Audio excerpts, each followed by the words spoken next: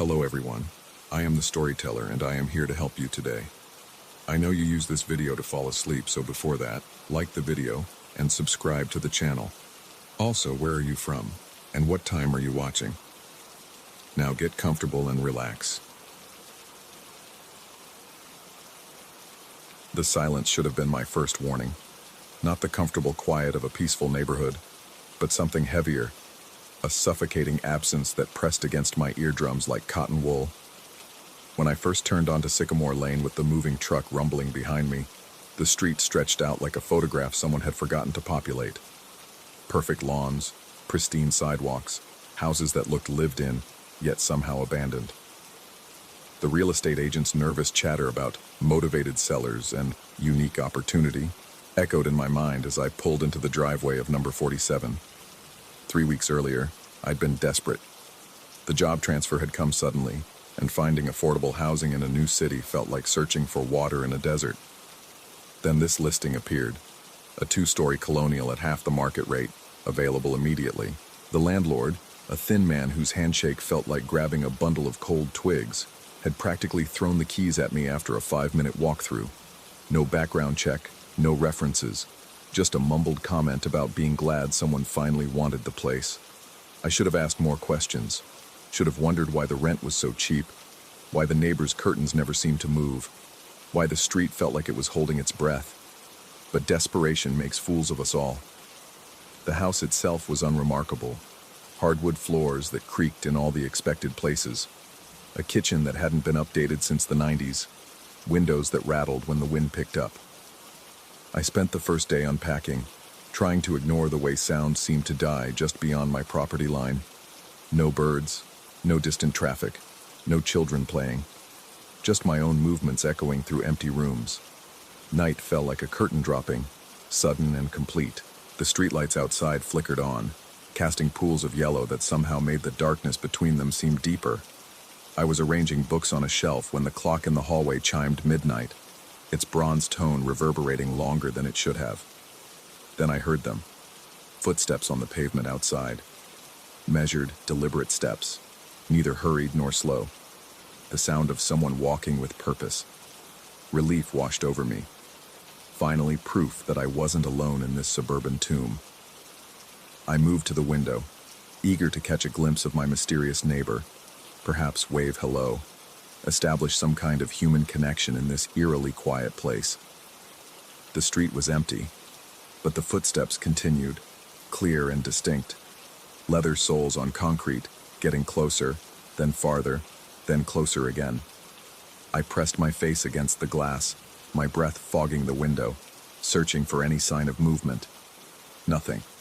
Just those empty pools of light and the darkness that seemed to pulse between them. The footsteps stopped directly in front of my house. I held my breath, waiting. Seconds stretched into minutes. Then, as suddenly as they'd stopped, they resumed, fading gradually into the distance.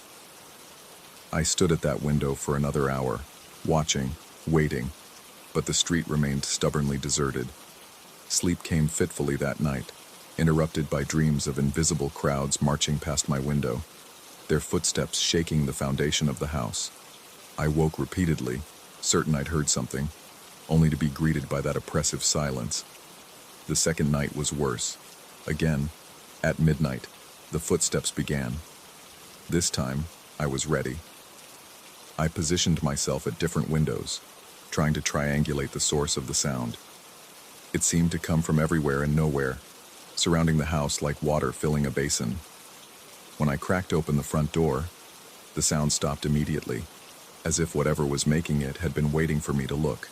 The air outside felt different, thicker, older somehow. It carried a scent I couldn't quite place, something between wet earth and burnt copper. I stepped onto the porch, the boards groaning under my weight. The street stretched out before me, bathed in that sickly yellow light, and for a moment, I could have sworn I saw shapes moving just beyond the edge of visibility. Shadows that didn't match any object, movements that didn't follow any pattern. I retreated inside, locking the door behind me, then immediately felt foolish. Locked against what? Footsteps? Shadows? the increasing certainty that something was fundamentally wrong with this place. By the third night, I developed a routine. At 11:55, I would position myself in the living room, lights off, watching the street through a gap in the curtains. At midnight precisely, the footsteps would begin. Sometimes one set, sometimes what sounded like dozens. They would circle my house, pause at the property line, then continue on their mysterious route. It was 2:47 a.m. when the knocking started. 3 measured raps on the front door, loud enough to echo through the house. I jolted from the chair where I'd been dozing, my heart hammering against my ribs. The knocking came again, more insistent this time. I crept toward the door, avoiding the squeaky floorboard near the stairs, and peered through the peephole. The porch was empty, but the knocking continued. Not just at the front door now, but spreading around the house. Windows, walls, the back door. A symphony of knuckles on wood and glass, growing louder, more demanding. I stood frozen in the hallway, watching the doors and windows vibrate with each impact, certain that at any moment something would break through. Then, silence. I didn't sleep for the rest of the night. The next day, exhaustion made everything feel unreal. Colors seemed oversaturated, sounds came from the wrong directions, and my reflection in the mirror looked somehow unfamiliar. I tried to work from home, but concentration was impossible. Every small sound made me jump. The house had begun to feel less like shelter and more like a trap. I needed answers. The local library's archives revealed nothing unusual about Sycamore Lane. No murders, no tragedies, no ancient burial grounds. Just a normal street in a normal neighborhood, developed in the 1950s, unremarkable in every way. But the librarian, an elderly woman with eyes like clouded marbles, had given me a strange look when I mentioned my address. The fourth night brought new horrors. The footsteps came as expected, but now they were accompanied by whispers. Not in any language I recognized, but somehow still conveying meaning. They spoke of things that shouldn't be, of spaces between spaces, of doors that opened onto nothing. The knocking had evolved too, becoming a complex rhythm that seemed to follow some otherworldly logic. But the worst part was when I started to recognize patterns. The footsteps weren't random. They traced specific routes, like patrols or processions. The whispers rose and fell with the streetlights flickering. And the knocking was trying to communicate something. On the 5th night, I made a decision. When the footsteps began, I would go outside. I would confront whatever was happening, even if it meant confirming my worst fears, that I was losing my mind. Midnight came with its usual punctuality. The footsteps started, closer than ever, and I threw open the front door before I could lose my nerve. The night air hit me like a physical force, thick with that copper earth smell, and for a moment my vision swam. When it cleared, I saw them. Not clearly, not directly, but in the way you might see heat shimmer on hot asphalt, figures moving through the street, translucent and shifting, neither fully there nor completely absent. They walked with purpose, dozens of them, maybe hundreds, all following the same invisible paths. And they were looking at me. I couldn't see their faces. They didn't seem to have faces in any conventional sense, but I felt their attention like cold fingers on my skin. One figure separated from the group, moving toward my house with that measured, deliberate gait I'd been hearing for days. It stopped at my property line. We stood there, separated by some invisible barrier, studying each other. I could make out more details now.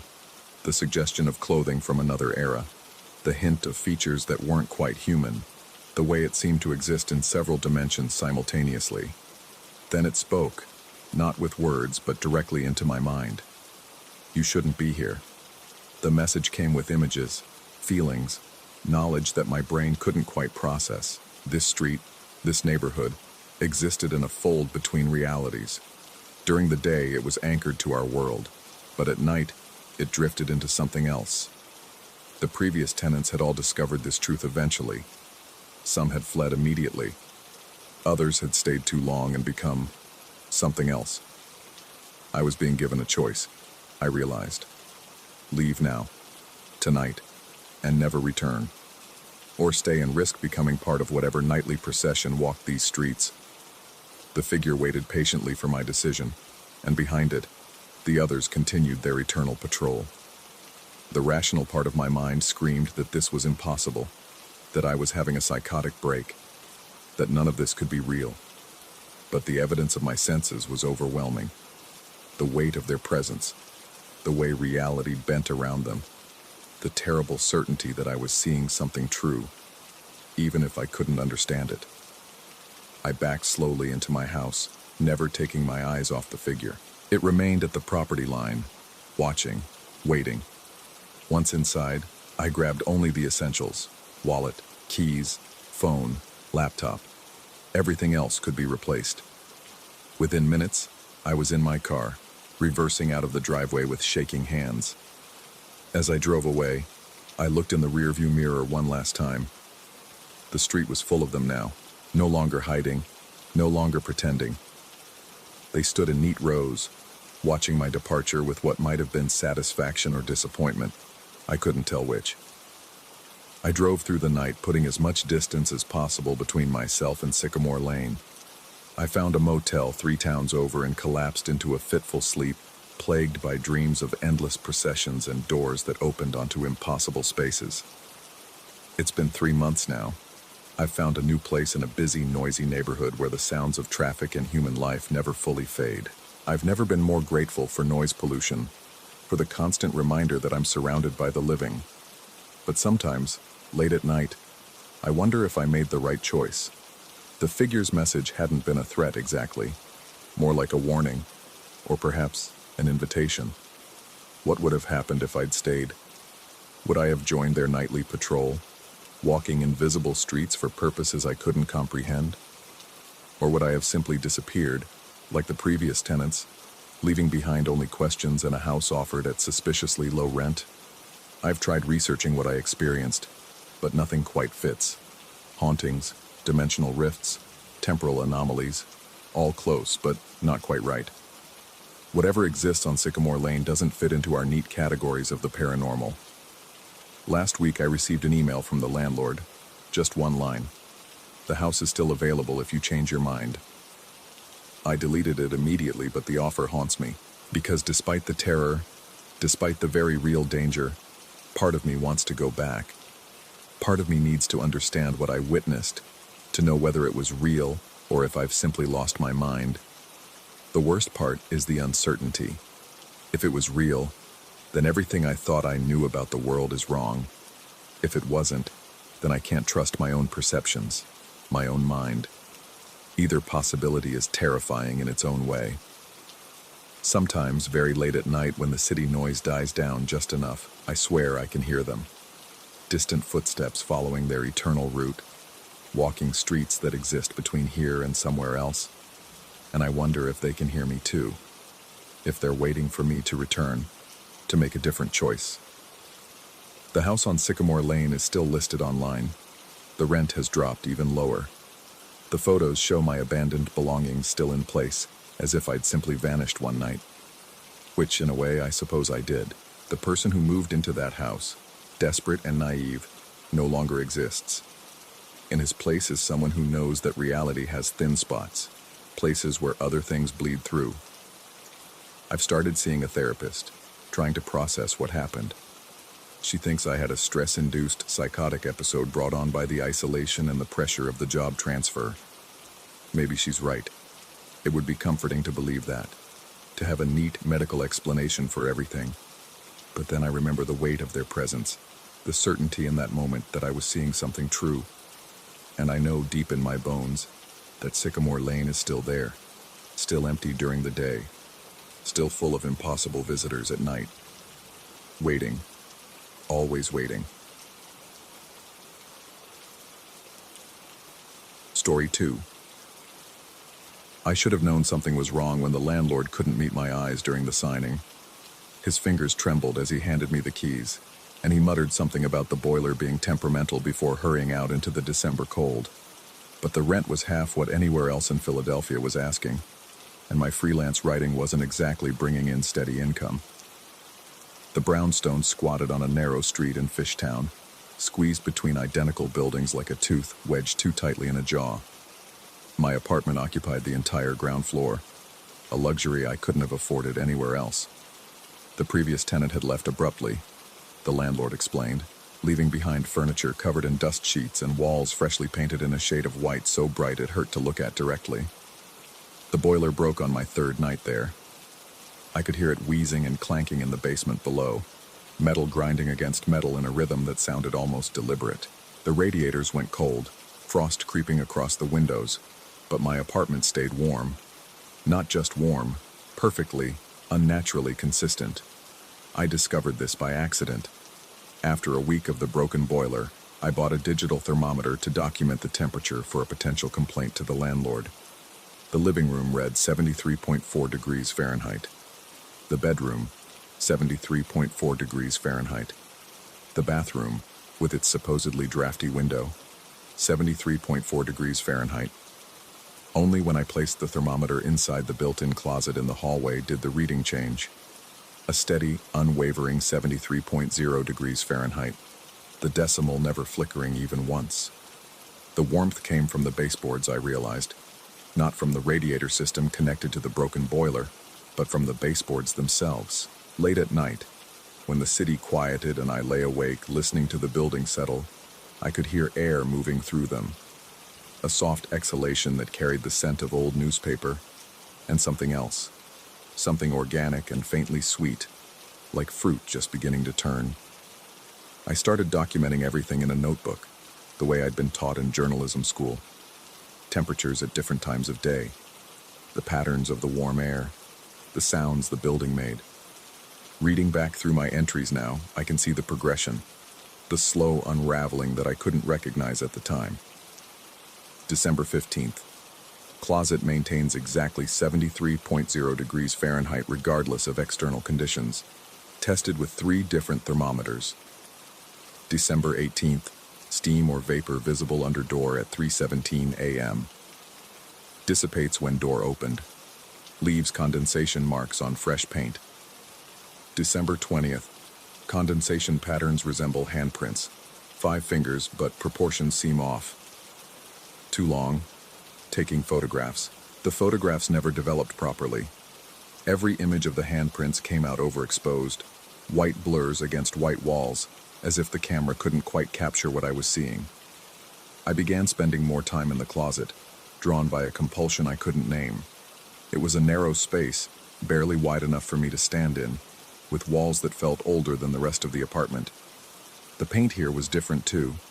Not the harsh white of the other rooms, but a softer, yellowed color that seemed to absorb light rather than reflect it.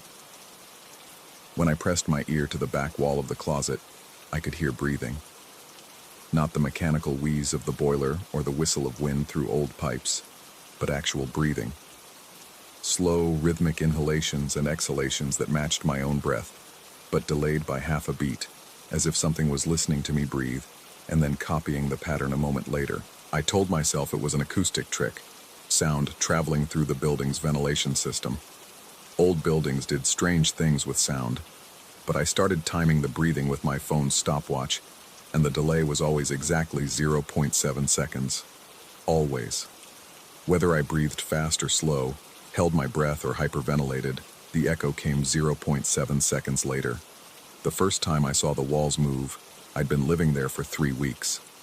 I was working late, transcribing an interview for a magazine piece, when movement in my peripheral vision made me look up.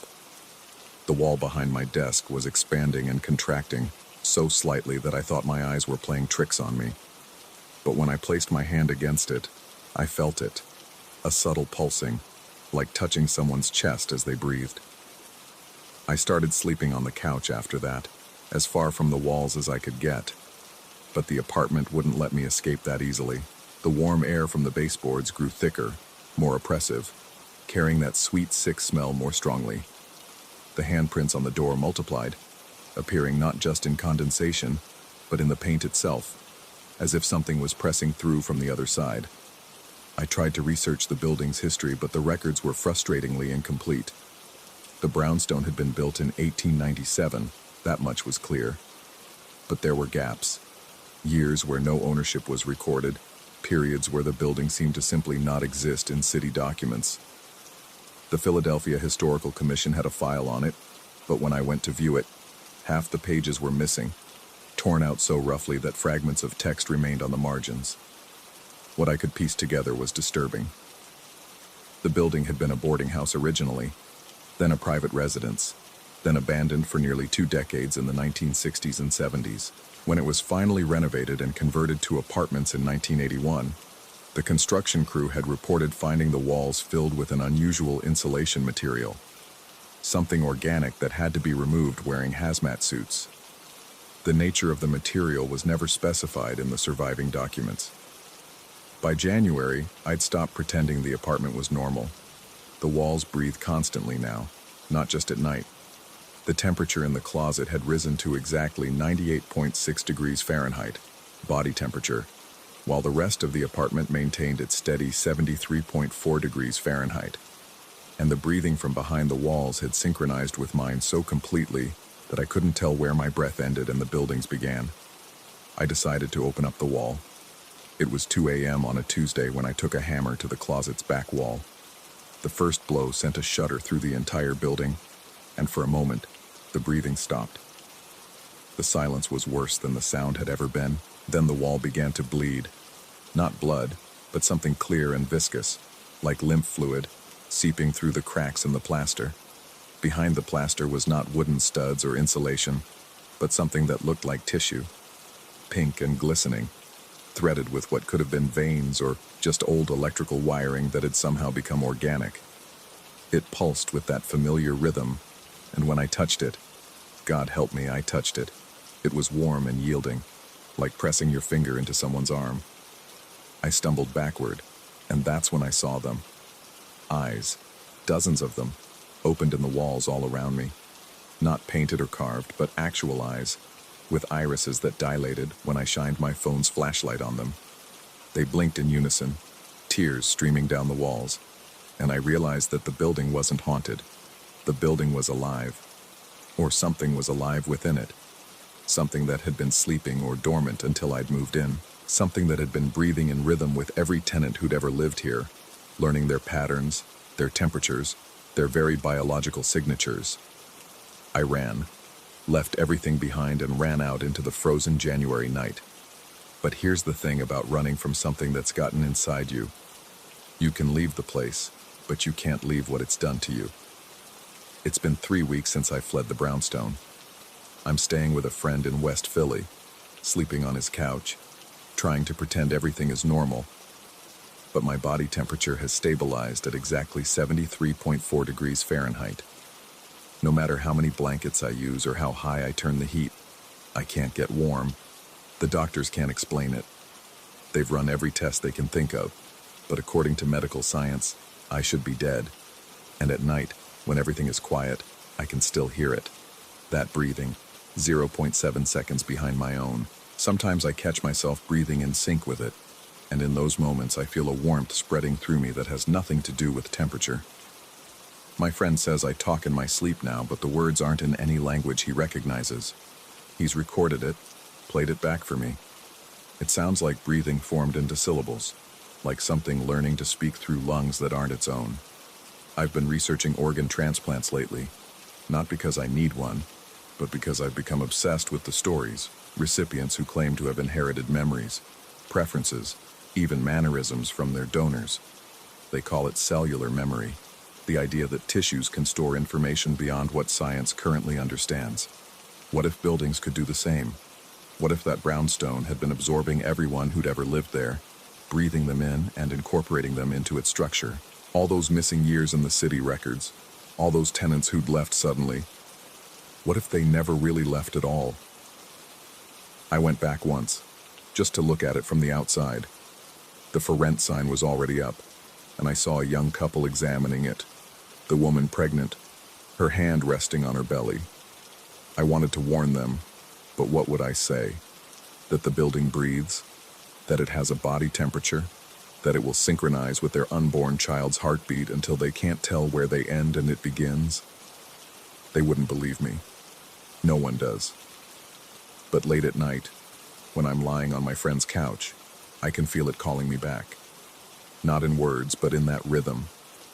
That 0.7-second delay that's become as familiar as my own pulse. And sometimes, in the darkest hours before dawn, I find myself walking toward Fishtown, drawn by something I can't name or resist. The brownstone is still there, waiting. The for rent sign is gone now, someone else has moved in. I stand across the street and watch the windows, and sometimes I see shadows moving behind the curtains that don't match any human shape. But the worst part is when I see a perfectly normal silhouette, someone just living their life, not knowing that the walls are learning their breathing patterns, their temperature, the very rhythm of their existence. I've started a blog, anonymous of course, documenting everything. Other people have reached out. Former tenants from that building and others like it in Philadelphia, Baltimore, Boston, old East Coast cities with old buildings that breathe. We compare notes, share temperature readings, describe the sounds we still hear. None of us can get warm anymore. And all of us, every single one, have that same 0.7-second delay in our breathing now, as if something is still listening, still copying, still learning how to be human through our involuntary functions. The doctor I'm seeing says it's a form of PTSD, that I've developed a psychological condition from living in substandard housing. She's prescribed medication that I don't take.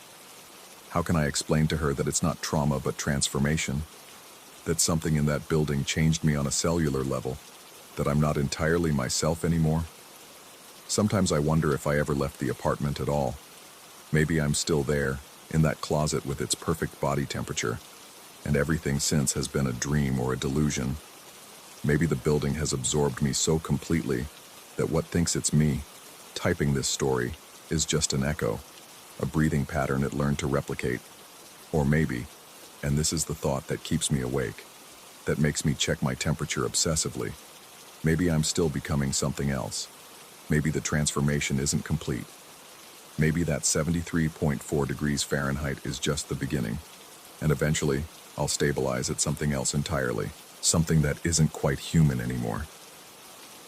The breathing continues, always 0.7 seconds behind my own.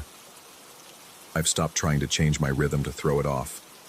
We breathe together now, the building and I, or whatever remains of us both. And sometimes, in those synchronized moments, I can almost understand what it's trying to tell me.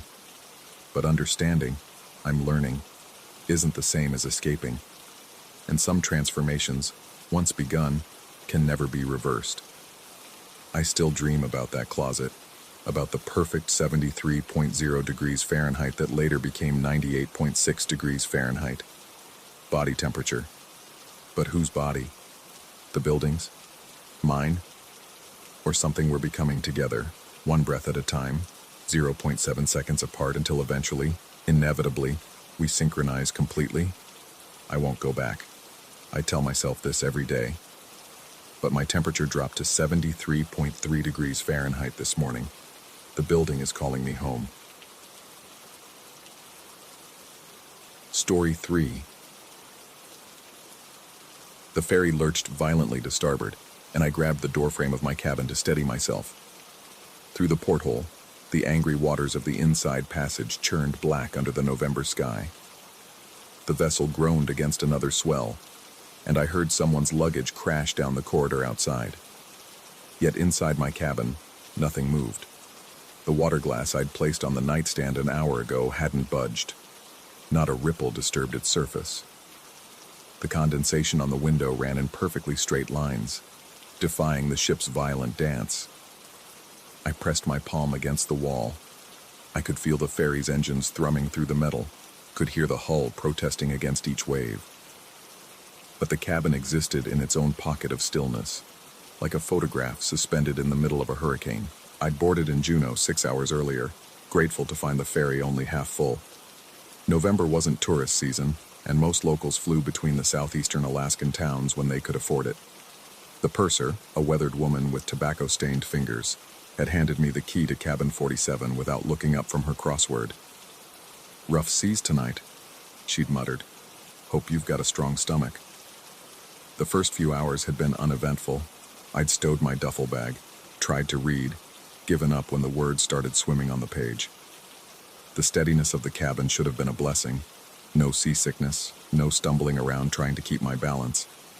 Instead, it made my skin crawl. Physics didn't work this way. I stepped into the corridor to test my sanity. Immediately, the floor tilted beneath me, and I had to brace myself against the wall as the ferry rolled. A man stumbled past, green-faced, heading for the bathroom. The normalcy of his suffering reassured me. Back in my cabin, the stillness engulfed me again. The transition was seamless. One step from chaos to absolute calm. The digital clock read 11:47 p.m., 7 more hours to Sitka. I tried to sleep but couldn't shake the feeling that the cabin was watching me. Not someone in the cabin itself. The walls seemed to lean in when I wasn't looking directly at them. The overhead light hummed at a frequency that made my teeth ache. I turned it off and lay in the dark, listening to the muffled sounds of the storm outside my bubble of unnatural calm. At 3 a.m. exactly, the light flickered on by itself. In the brief strobe, I saw someone sitting on the edge of my bed. Male, broad-shouldered, wearing what looked like a ferry uniform from decades past. The light steadied, and the figure vanished, but the mattress held the depression where he'd been sitting. I watched it slowly rise back to its original shape, the springs creaking softly. My hands shook as I reached for the light switch. It was already in the off position. The emergency radio mounted on the wall crackled to life. Static at first, then a voice. Hollow, mechanical. 472381-7. My birthday. April 7th, 1981. The coordinates were wrong by 1 digit, but close enough to make my mouth go dry. The voice repeated the numbers 3 times, then cut out.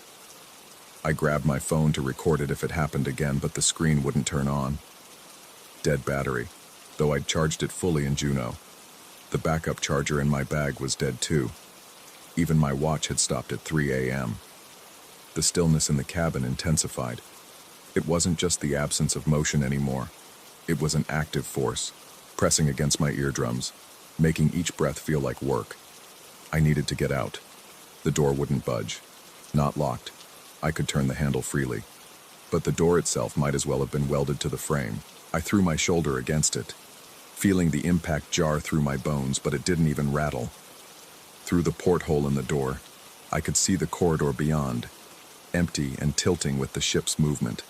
I was about to start yelling when I saw him again, the figure from my bed, now standing in the corridor. He faced away from me, but I could see his reflection in the polished metal of the opposite wall.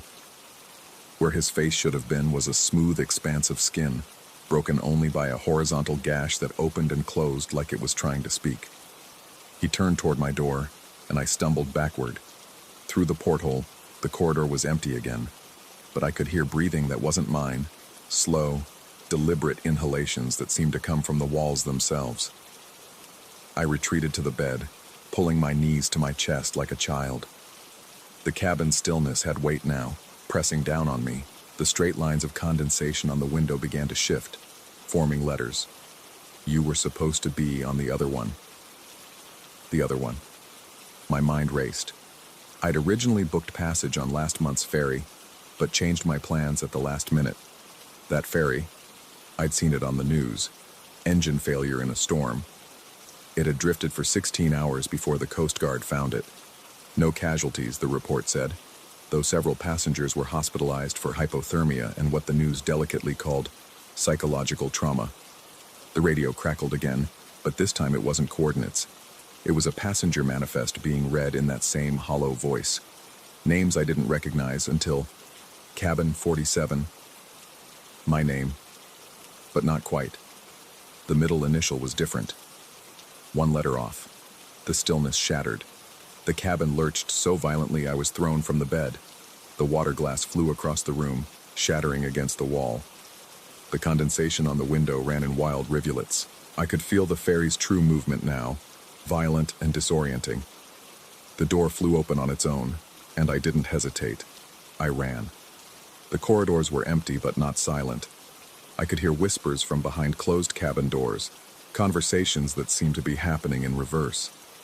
The ferry's layout made no sense. Hallways led to dead ends that shouldn't exist. Stairs descended to levels that couldn't be there. I passed the same fire extinguisher 4 times, though I never doubled back. Finally, I found the passenger lounge. A handful of people sat scattered among the seats, all facing the windows, all perfectly still. Too still, like my cabin had been. "Excuse me," I said to the nearest passenger, a woman in a rain jacket. "Is this normal?" The stillness, I mean. She turned to look at me, and her face was wrong. Not deformed, just off, like someone had described a human face to an artist who'd never seen one. "What stillness?" she asked, her voice layered like multiple recordings played slightly out of sync. "Can't you feel the storm?" I looked around the lounge. Everyone had turned to stare at me now, all with those almost right faces. The ferry rolled hard to port, and they all moved with it, synchronized, while I had to fight to keep my balance. "He's not supposed to be here," one of them said. "Wrong ferry," said another. "Wrong number. 1 digit off." They stood in unison and began walking toward me. Not threatening exactly, but inevitable, like a tide coming in. I backed toward the door, but it wouldn't open. The handle turned, but the door stayed sealed. The woman in the rain jacket reached out to touch my arm. Her hand was ice cold and slightly damp, like she'd been in the water. "You need to go back to your cabin," she said, her layered voice making my teeth ache. "Stay still until we reach port." "What happens when we reach port?" She tilted her head at an impossible angle. "You get off, or you stay on. 1 digit makes all the difference." The lights went out. Complete darkness for 3 seconds, and when they came back on, I was alone in the lounge. Through the windows, I could see Sitka's lights in the distance, maybe an hour away. The storm had calmed, and the ferry moved through the water smooth as silk. I made my way back to cabin 47, though I didn't remember the route. The door was open, my belongings undisturbed. The broken glass was gone. The water stain on the wall vanished. Everything exactly as it had been when I'd first entered, down to the water glass on the nightstand, perfectly still and full. The emergency radio crackled one last time. "Arrival in Sitka delayed by 1 hour. Repeat. Arrival delayed by 1 hour." But through my porthole, the dock was getting closer. I could see people waiting, cars lined up to board. The ferry's engines had shifted to reverse, slowing our approach. We'd arrive exactly on time. I packed my bag with shaking hands, not caring that my clothes were still damp with sweat. The moment the ferry touched the dock, I was pushing through the crowd to disembark. The purser was at her station as I passed, the same woman who'd checked me in. "Have a good trip?" she asked, looking up from her crossword. "The cabin," I started, then stopped.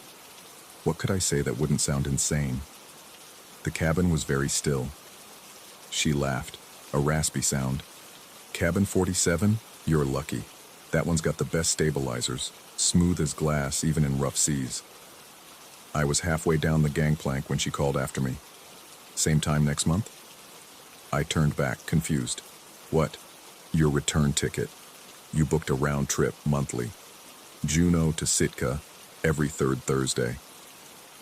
I hadn't. I'd bought a one-way ticket. I pulled out my phone to check my email confirmation, but the screen showed something different. Dozens of confirmations, all for the same route, stretching back years. All for cabin 47, all with my name, but the middle initial was wrong, 1 digit off. The purser was still watching me, waiting for an answer. Behind her, through the ferry's windows, I could see the passengers in the lounge, all facing outward, all perfectly still. The woman in the rain jacket raised her hand in a slow wave. "I'll think about it," I managed, and fled down the gangplank.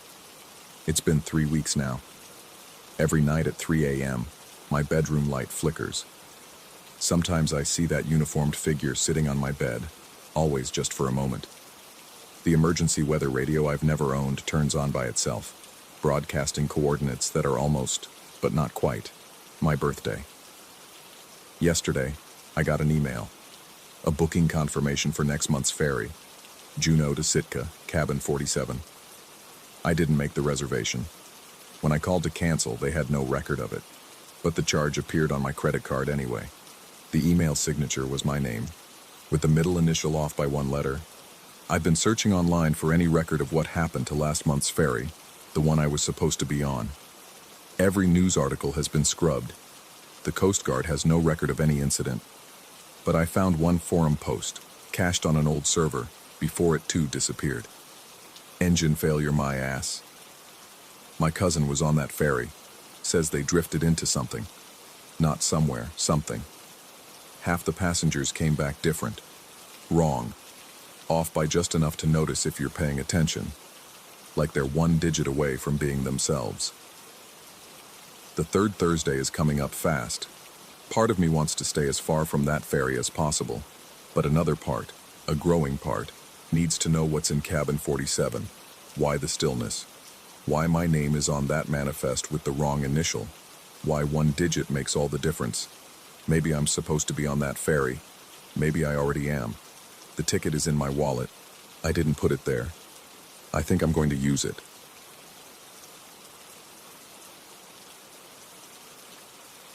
Story 4.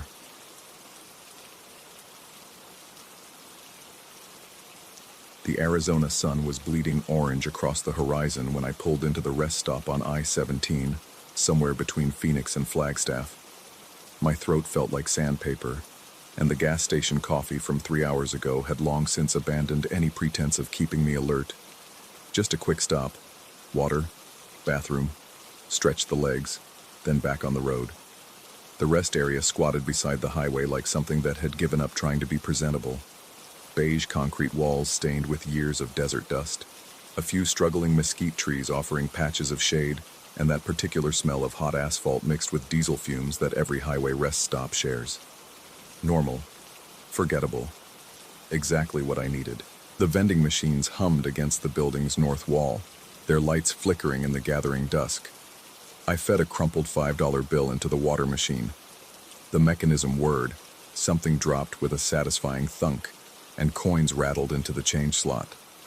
I grabbed the bottle and scooped up my change without looking, until my fingers registered something odd. 3 coins. A quarter with a deep scratch running diagonally across Washington's face. A dime that caught the fluorescent light wrong, too bright, like it had been polished obsessively. A penny, dated this year, pristine except for a small dent near Lincoln's temple.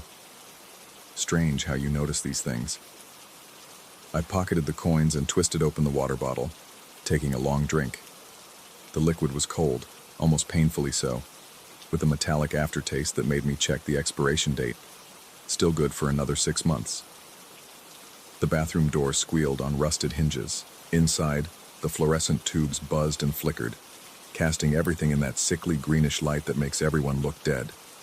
The tiles were cracked but clean, and someone had recently mopped. The sharp smell of industrial disinfectant couldn't quite mask something else underneath, something organic and wrong. I turned on the tap to wash my hands. The water came out ice cold, so cold it hurt, and I watched it hit the porcelain sink and immediately begin to steam. Not steam exactly, more like it was evaporating on contact, leaving no wetness behind. I held my hand under the stream, felt the cold bite into my skin, but when I pulled away, my hand was completely dry. The fluorescent light above me strobed once, twice, and in that stuttering darkness I saw them. Wet footprints leading from the shower stall to the mirror. Not a trail exactly, just 2 perfect impressions of bare feet. One at the stall door, one directly in front of the mirror. No drops between them, no smears, as if someone had teleported from one spot to the other. The water was still running, still evaporating. I turned it off and backed toward the door, my shoes squeaking on the tiles. The footprints were already fading, the water, or whatever it was, disappearing into nothing. Outside, the desert air felt thick and oppressive despite the dropping temperature. The sun had fully set now, leaving only a purple bruise along the horizon. The parking lot lights had come on, casting long shadows between the handful of parked cars. A semi-truck idled in the commercial vehicle section, its running lights creating a constellation of red dots in the darkness. I needed to leave. The feeling came sudden and urgent, like when you're swimming and suddenly become aware of how deep the water is beneath you. But my mouth was still dry, that metallic taste lingering.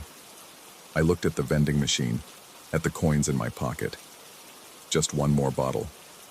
For the road. I fed the quarter into the slot first, heard it rattle down into the machine's guts. The dime next, that too bright surface catching the light one more time before disappearing. The penny last. The machine hummed, considering, then spat all 3 coins back out. The quarter with the scratch, the bright dime, the dented penny. I picked them up, examining them under the harsh vending machine light. Same coins. Had to be. The scratch was identical, running from 1 o'clock to 7 o'clock across Washington's face. The dime had the same unnatural shine. The penny's dent was in exactly the same spot. Coincidence? Had to be.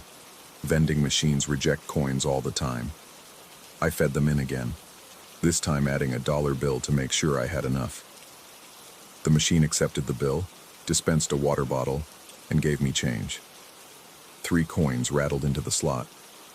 My hand hesitated over the change return. I could see them through the scratched plastic window. A quarter, a dime, a penny. I pulled them out. The scratch, the shine, the dent. The parking lot suddenly felt very empty. The semi-truck's idle had taken on a rhythm that seemed to match my accelerated heartbeat. I looked around, searching for another person, anyone who could confirm what I was seeing. The rest stop's small office building had a light on inside. Someone would be there. Someone had to be. I walked toward the office, the coins heavy in my pocket. They clinked together with each step, a metallic heartbeat that seemed too loud in the desert quiet. Through the glass door, I could see an attendant behind a counter, lit by the blue glow of security monitors. The door chimed when I entered. The attendant looked up, mid-50s, weathered face, the kind of guy who'd spent his whole life in the desert and had the sun damage to prove it. His name tag read Coyote Bill's Desert Oasis, but no actual name. Help you? His voice was flat, uninterested. I pulled out the coins, set them on the counter. This is going to sound crazy, but these coins, the vending machine keeps giving them back to me, the exact same ones. He looked at the coins without touching them. Machine's been acting up. Maintenance comes Thursday. No, you don't understand. It's the same coins. This scratch, this dent. Lots of coins got scratches. He turned back to his monitors. There's something else. In the bathroom.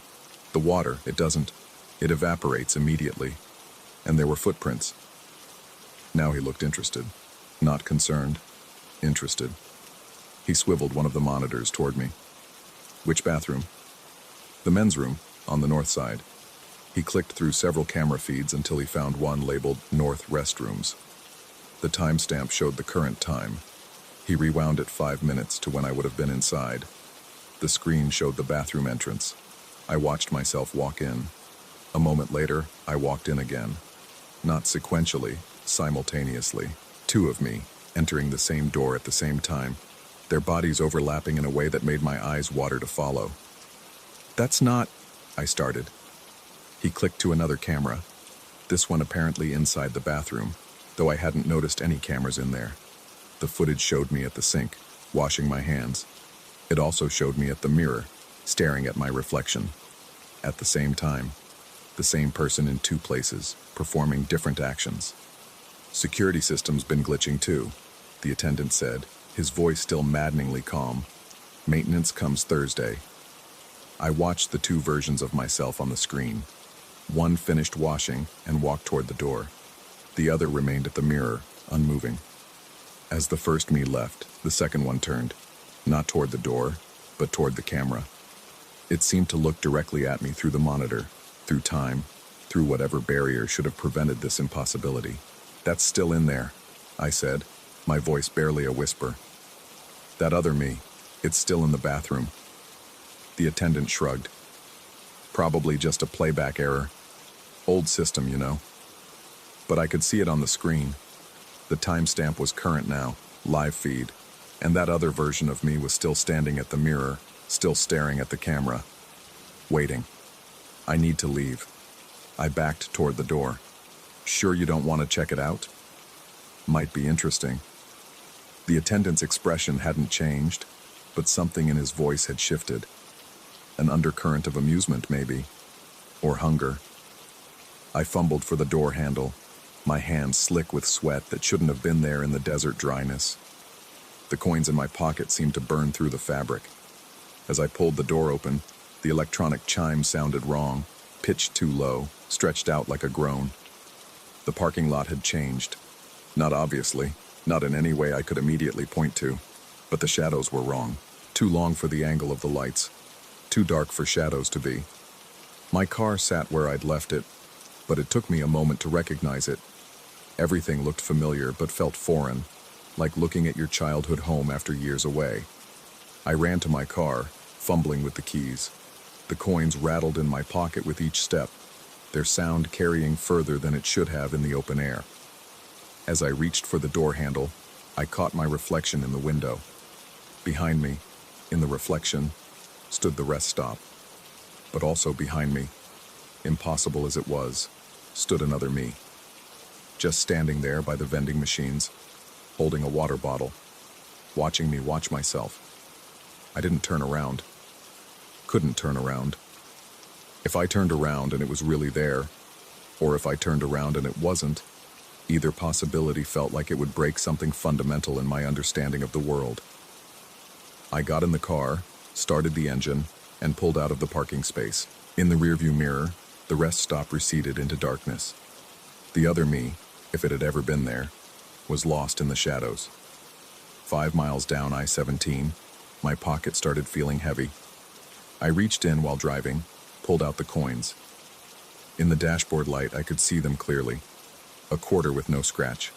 A dime, dull and ordinary. A penny, worn smooth by years of handling. Different coins.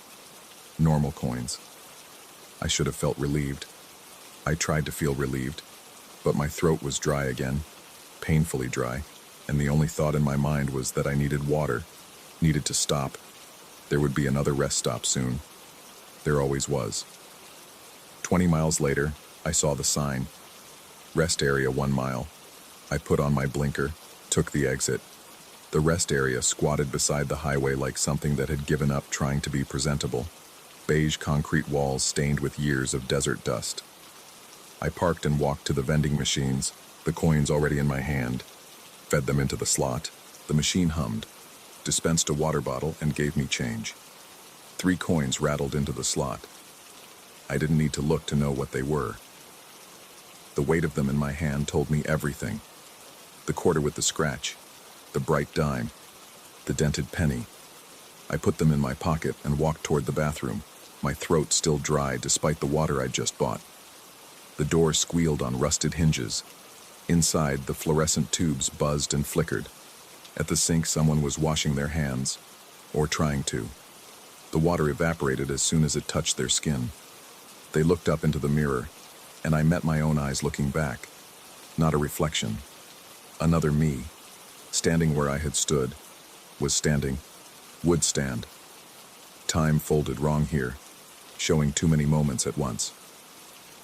I backed out of the bathroom, turned toward the office building. Through the glass door, I could see an attendant behind a counter, lit by the blue glow of security monitors. The same weathered face, the same name tag reading, Coyote Bill's Desert Oasis. He looked up as I approached the door, and his lips moved. Even through the glass, I could hear him clearly. "Help you?" I didn't go in, couldn't go in, because I could see myself already in there, standing at the counter, setting 3 coins down, explaining about the vending machine. And behind that me, another me, watching the security monitors. And behind that one, the coins in my pocket were burning now, actually burning. But when I pulled them out, they were ice cold. The quarter's scratch seemed deeper. The dime shone brighter. The penny's dent looked fresh, as if it had just been made. I got back in my car and drove. 50 miles this time before the thirst became unbearable. Before I saw the next rest stop sign. Before I took the exit. The same rest stop. Different location on the map maybe, but the same place. The same beige walls. The same mesquite trees. The same vending machines humming against the north wall. I've stopped looking at the odometer, stopped checking the highway markers. They all lead here anyway. Every exit, every rest stop, every mile of asphalt is just the space between arriving and arriving again. The coins are constant now. I've tried throwing them away, burying them in the desert, leaving them on the counter for someone else. They always return to my pocket. Sometimes I feel them appear, a sudden weight, a brief cold. Sometimes they've always been there, and I can't remember ever not having them. The worst part isn't the repetition, it's the multiplication. Each time I stop, there are more of me. In the bathrooms, at the vending machines, in the office. All slightly out of sync, all performing the same actions at different points in the same eternal loop. We don't acknowledge each other anymore. What would be the point? The attendant, if he's real, if anything here is real, watches it all on his monitors with that same flat expression. Sometimes I think he's the only solid thing in this place, an anchor point that everything else revolves around. Sometimes I think he's just another reflection, another me that's been here so long I've forgotten my own face. The water never satisfies the thirst. The cold never leaves my bones. The coins never lose their weight. I'm writing this at the rest stop on I-17, north of Phoenix, or south of Flagstaff, or both, or neither. Direction doesn't matter when every road leads to the same place. I'm leaving this note in the bathroom, wedged behind the mirror where the footprints always appear. Maybe someone will find it. Maybe I already have. Will find it. Am finding it now. If you stop here and the vending machine gives you 3 coins, a quarter with a scratch, a bright dime, a dented penny, don't put them back. Don't question it. Don't go to the office. Just drive. Drive until your gas tank is empty, until your throat cracks from thirst, until your eyes bleed from staying awake. Drive past every rest stop, no matter how familiar they look. Because once you stop, you never really leave. You just arrive again, and again, and again, each time adding another you to the growing crowd of yourself, all trapped in the same moment, all holding the same 3 coins, all dying of thirst that no amount of water can quench. The fluorescent lights are flickering. In the darkness between the strobes, I can see all of myselves, stretching back through time like an infinite mirror reflection. We're all writing this note. We've all written this note. We're all about to write this note. The coins in my pocket jingle as I stand up. Time to check the vending machines again. Time to wash my hands in water that isn't water. Time to talk to the attendant who might be God or the devil or just another me who's been here longer. Time to continue the loop, because that's all there is now. The loop, the coins, the thirst, and somewhere on I-17, between Phoenix and everywhere else, another car is pulling into a rest stop, driven by someone who just needs a quick break. Just some water, just to stretch their legs. The vending machine is already humming, waiting. The coins are already falling. Story 5. The spotlight in the garden created the same oval pool of light every night, precise as a stage mark. I'd noticed it my second evening at the house. A perfect ellipse on the manicured lawn, its edges sharp against the darkness of the Hollywood Hills.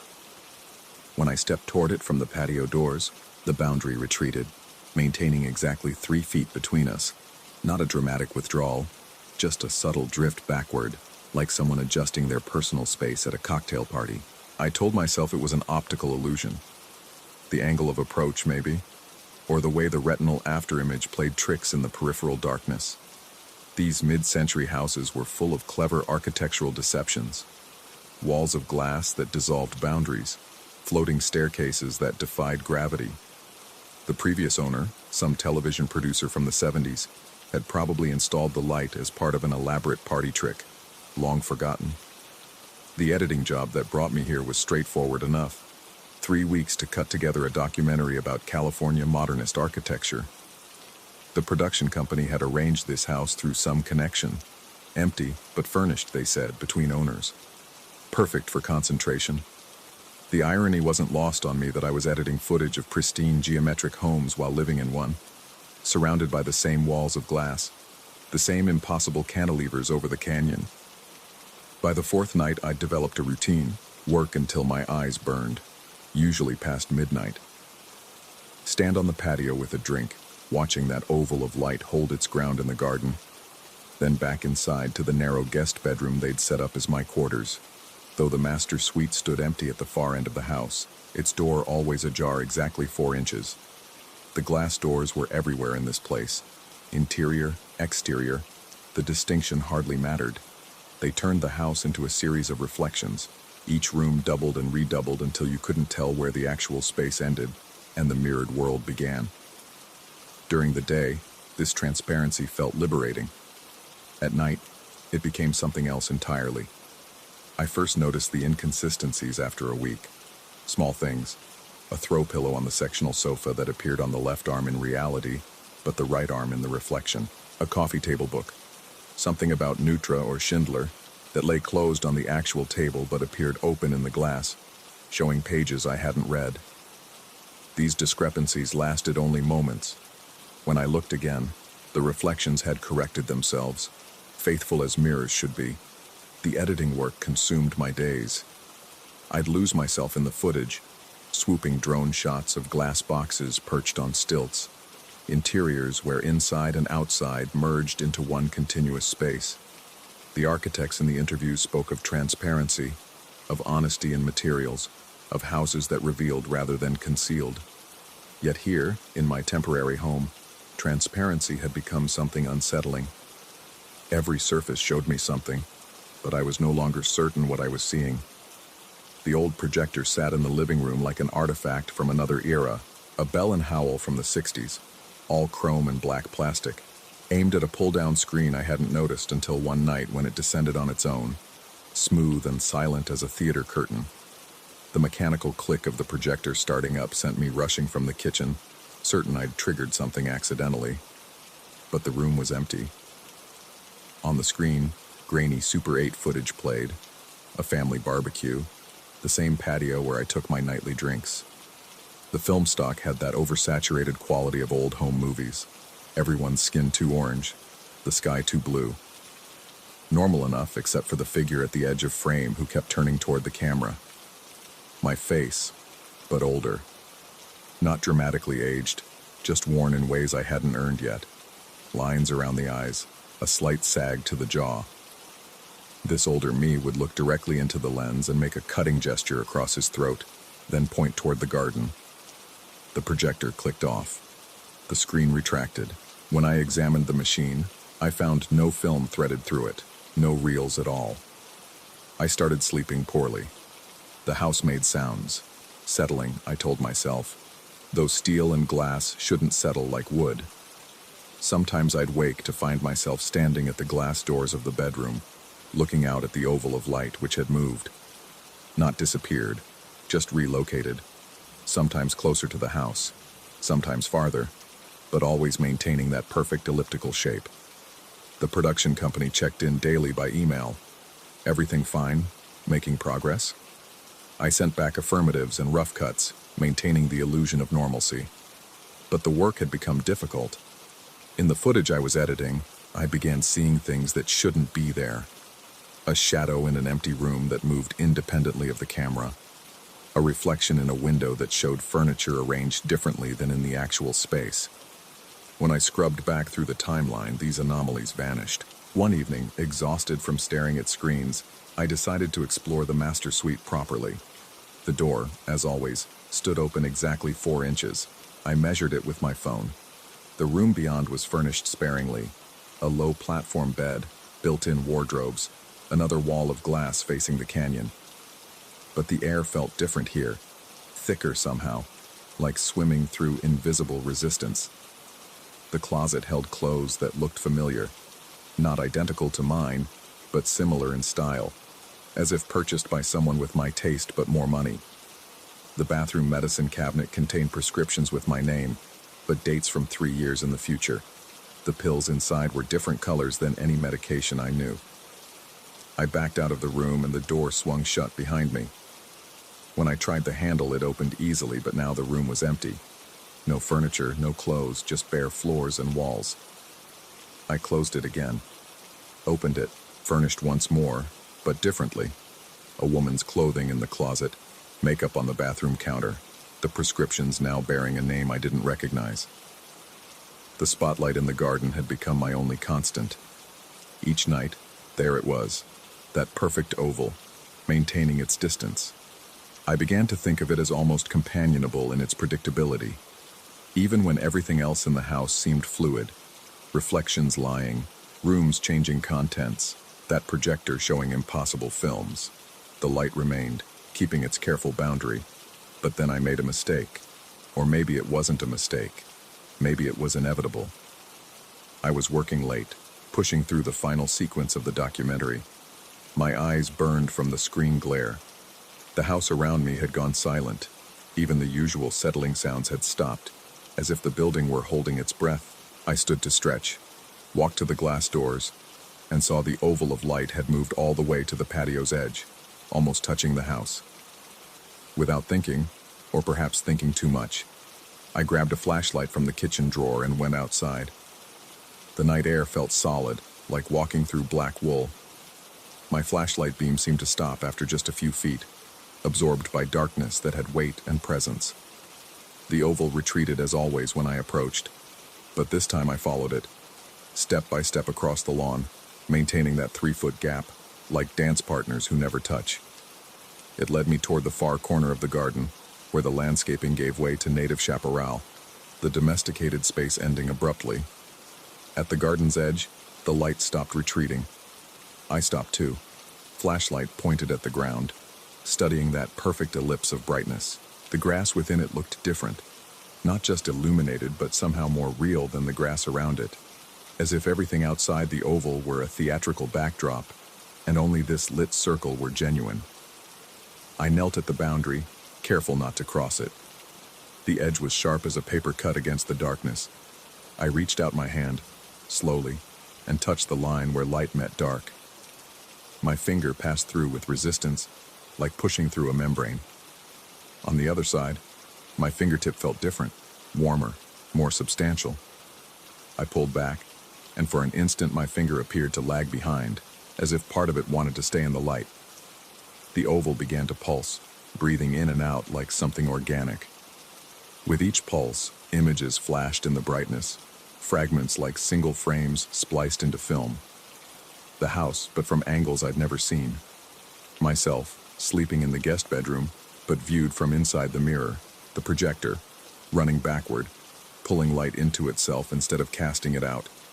And then, clearly, as if it were happening in front of me, myself, older, standing in the garden, creating this oval of light with equipment I didn't recognize. This older me looked haggard, desperate. He was speaking, but no sound reached me. He pointed at the house, then at the spot where I knelt, then made that same cutting gesture across his throat I'd seen in the projection. The light snapped off. Complete darkness rushed in like water filling a void. My flashlight had died, battery intact but producing no light. I stumbled back toward the house, guided only by muscle memory and the faint glow from my laptop screen still visible through the glass doors. Inside, everything appeared normal. The reflections matched reality perfectly. Pillow in its proper place, books closed as they should be. But something had changed. The air felt different, not thicker or thinner, but simply other, as if I were breathing in a space that wasn't quite the same as before. I tried to return to editing, but the footage had changed. The documentary I'd been working on for 2 weeks was gone, replaced by hundreds of hours of surveillance-style video. All of it showed this house, from angles that matched where mirrors and glass doors would be. Day and night, compressed into impossible chronology, sometimes showing the house empty, sometimes showing me working, sometimes showing strangers I didn't recognize living their lives in these rooms, and sometimes showing someone else with my face, older, moving through the house with purpose, adjusting mirrors, cleaning glass, maintaining sight lines, preparing something, waiting. I found myself in one sequence from what must have been yesterday or tomorrow. I was standing at the glass doors, staring out at the garden, but in the footage, I was also outside, staring in, 2 of me, separated by glass that might have been a mirror, or might have been nothing at all. Both versions raised their hand to the glass at the same moment. Both pulled back as if burned. The projector clicked on in the living room. I didn't go to look. I packed quickly, throwing clothes into my bag without folding them. The editing equipment I left. The production company could retrieve it. As I headed for the door, I caught my reflection in the hallway mirror. Behind me, in the glass, the living room was full of people. All of them had my face at different ages, all watching me leave. One of them, the oldest, raised his hand to the glass and mouthed a word that might have been, "Wait," or might have been, "Run." I chose to run. The rental car started immediately, a relief that felt too easy. As I drove down the winding canyon roads, I kept checking the mirrors, expecting to see that oval of light following, maintaining its careful distance. But there was only darkness and the occasional sweep of headlights from other cars living their own separate nighttime stories. I found a motel in Van Nuys, one of those places that still took cash and didn't ask questions. The room smelled of old smoke and disinfectant, but it had no glass doors, no projectors, no gardens with geometric lights. Just a bed, a dresser, and a small television that received 3 channels, all of them real. But when I woke the next morning, the clothes in my bag had changed. Still mine, but newer versions, as if I'd replaced my entire wardrobe with identical but upgraded pieces. My laptop, when I opened it, contained the completed documentary, perfectly edited, better than I could have done. The client emails showed nothing but praise for my work, though I couldn't remember finishing it. I drove back to my apartment in Silver Lake, half expecting it to be different too. But it was the same, my furniture where I'd left it, my life apparently undisturbed. Yet sometimes, in the corner of my vision, I catch glimpses of that oval light, in puddles after rain, in the spot a streetlight throws on pavement, in the glow from my laptop screen late at night. I've started seeing my older face in unexpected reflections, store windows, bathroom mirrors, the black screen of my phone before it wakes. He's always trying to tell me something, making gestures I can't interpret, pointing at things just outside the frame. Sometimes he holds up objects I don't recognize but feel I should. Keys to doors I haven't opened, photographs of places I haven't been, pills I haven't taken. The production company paid me in full and offered more work. They were thrilled with the documentary, they said. It had a quality they'd never seen before. The way I'd captured the houses made them seem alive, aware, as if the buildings themselves were watching the audience watch them. They wanted me to edit another project, something about mirror mazes and abandoned amusement parks. I declined. I've researched the house since leaving. The records are contradictory. Built in 1962, or 1958, or 1971. The original owner was a television producer, or an architect, or a psychiatric researcher studying perception and reality. Or it was built specifically for me, though I would have been negative decades old at the time. Each source I find shows different information, all of it plausible, none of it quite right. Sometimes I think about going back. The older version of myself in the reflection seems increasingly urgent, his gestures more frantic. The oval lights I see in peripheral vision pulse with what might be Morse code, or might be a heartbeat, or might be nothing at all. The house is still there. I've driven past it, though I don't stop. In daylight, it looks perfectly normal. A beautiful example of mid-century architecture, all clean lines and transparency.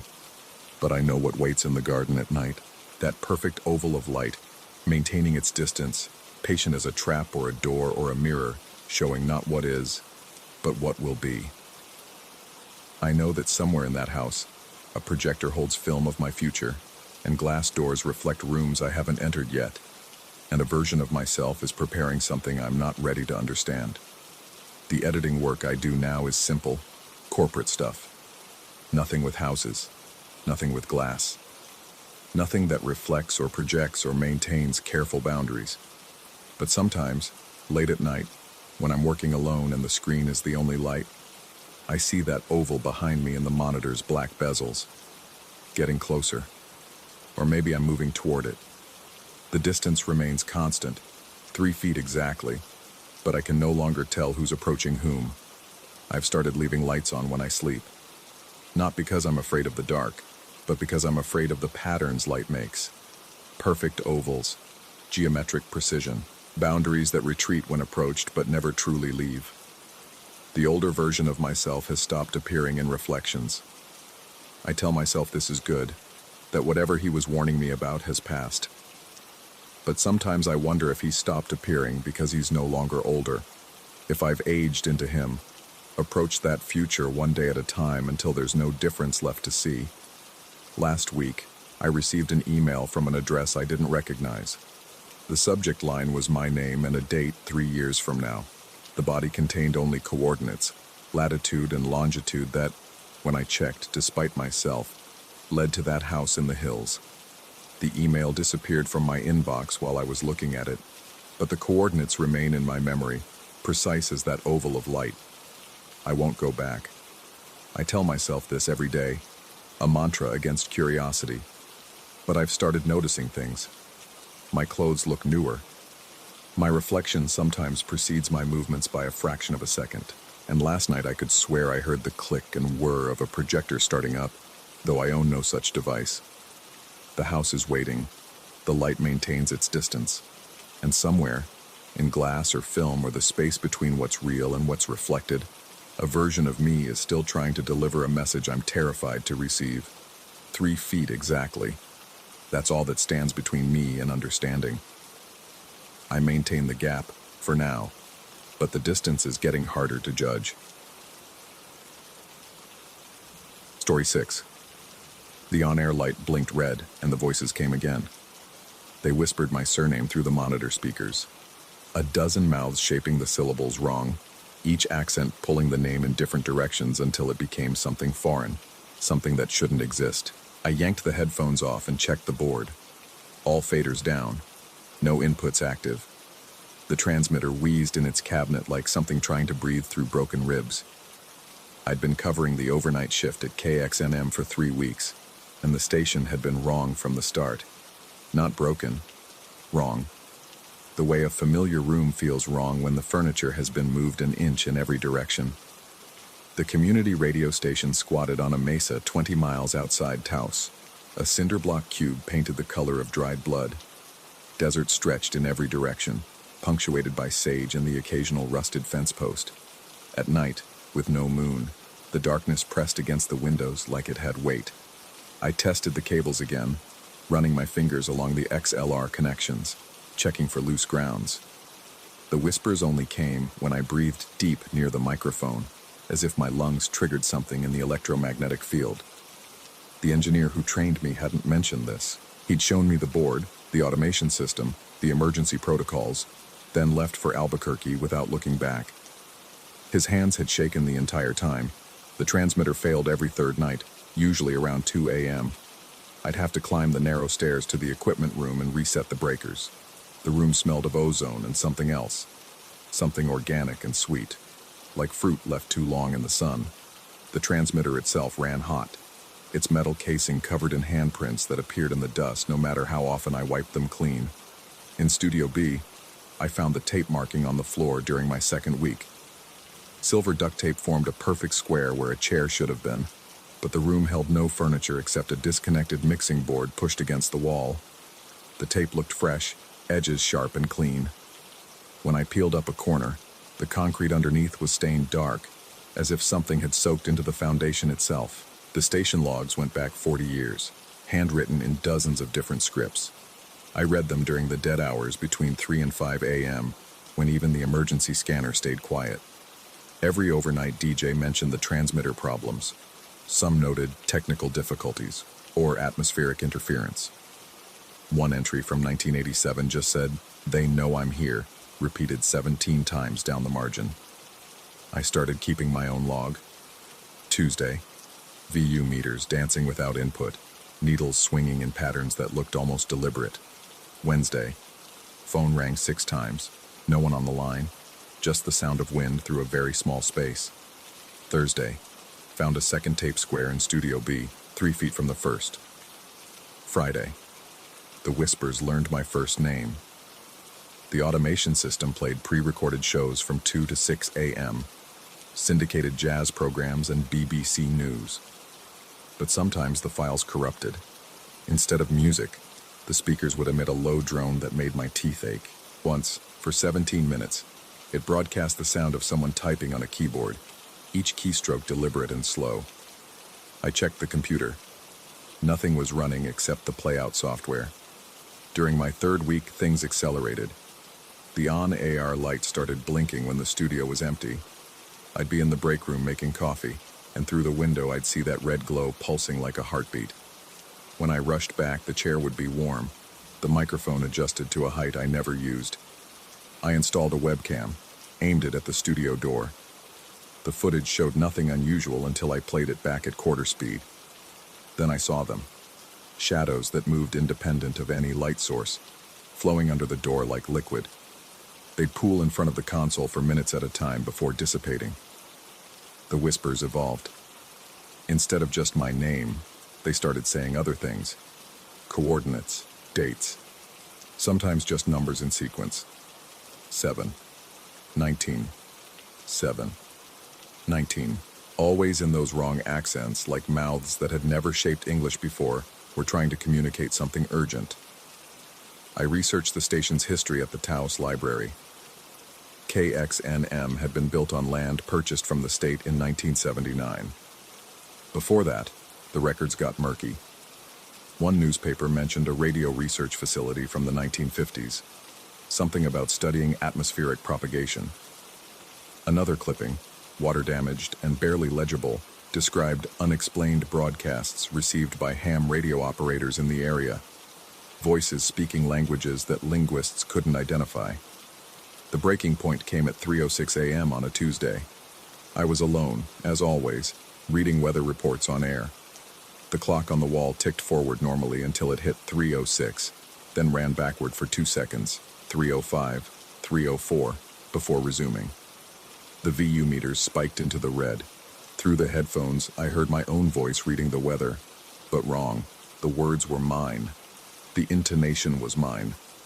But underneath ran a second track, that same chorus of whispers, synchronized now, speaking in unison. I stopped reading. My voice on the monitors continued for another 10 seconds before cutting to dead air. The transmitter alarm screamed. I climbed to the equipment room, my footsteps echoing wrong in the stairwell. Too many echoes, as if the space was larger than it should be. The transmitter glowed cherry red, heat waves distorting the air. On its side, in the dust, new handprints had appeared. They were small, child-sized, but the fingers were too long, with too many joints. I reset the breakers and fled back to the studio. The chair was turned to face the wall. On the seat was a cassette tape, unlabeled, still warm to the touch. I shouldn't have played it. But at 4 a.m., alone in the desert with only the whispers for company, judgment fails. The tape contained 30 minutes of silence, then a voice. My voice, reading names and addresses I didn't recognize. Then coordinates. Then the voice changed, became older, more tired. It was still me, but wrong. Me from someone else. It said, Day 913. They're teaching me their language now. The frequency is everything. When you breathe near the microphone, you complete the circuit. Stop breathing. Stop broadcasting. They think you're answering. I ejected the tape. My hand shook as I locked it in the bottom drawer of the desk. But when I returned from the bathroom, it was back in the player, rewound to the beginning. The sun rose at 6:47 a.m., painting the desert the color of dried blood. The morning DJ arrived at 7, cheerful and oblivious. She noticed nothing wrong, just patted my shoulder and told me I looked tired. I drove home on autopilot, the whispers following me in the static between radio stations. I submitted my resignation that afternoon, effective immediately. The station manager didn't argue, just nodded like he'd been expecting it. He handed me my final paycheck without making eye contact. But the dreams started that night. In them, I'm back in Studio B, standing in the tape square. The room is full of people, all wearing headphones, all whispering in unison. Their mouths move wrong, like they're speaking backward. The clock on the wall runs in reverse. And in the center of the room, Where the second tape square should be, there's a microphone. When I wake, I can still hear them. In the white noise of the air conditioner, in the static of the television, in the space between heartbeats. They're still broadcasting, still trying to complete the circuit. Sometimes, late at night, I catch myself whispering back. The coordinates they gave me point to a spot in the desert 17 miles from the station. I've driven past it 6 times but never stopped. There's nothing there, just sage and sand and a depression in the earth that looks too regular to be natural. Sometimes I see tire tracks leading to it, though there's no road. Last week I got a call from the station manager. The new overnight DJ had quit after 2 shifts. He wanted to know if I'd consider coming back just temporarily. The pay would be double. I told him no, but my voice sounded wrong through the phone, accented in a way I'd never spoken before. The whispers are getting louder. They know where I live now. The other night, I woke to find my laptop open, the screen showing a waveform in an audio editor I'd never installed. The waveform spelled out words when viewed from the right angle. The frequency remembers. I've started recording myself sleeping, trying to catch whatever happens in those lost hours between 3:04 and 3:06.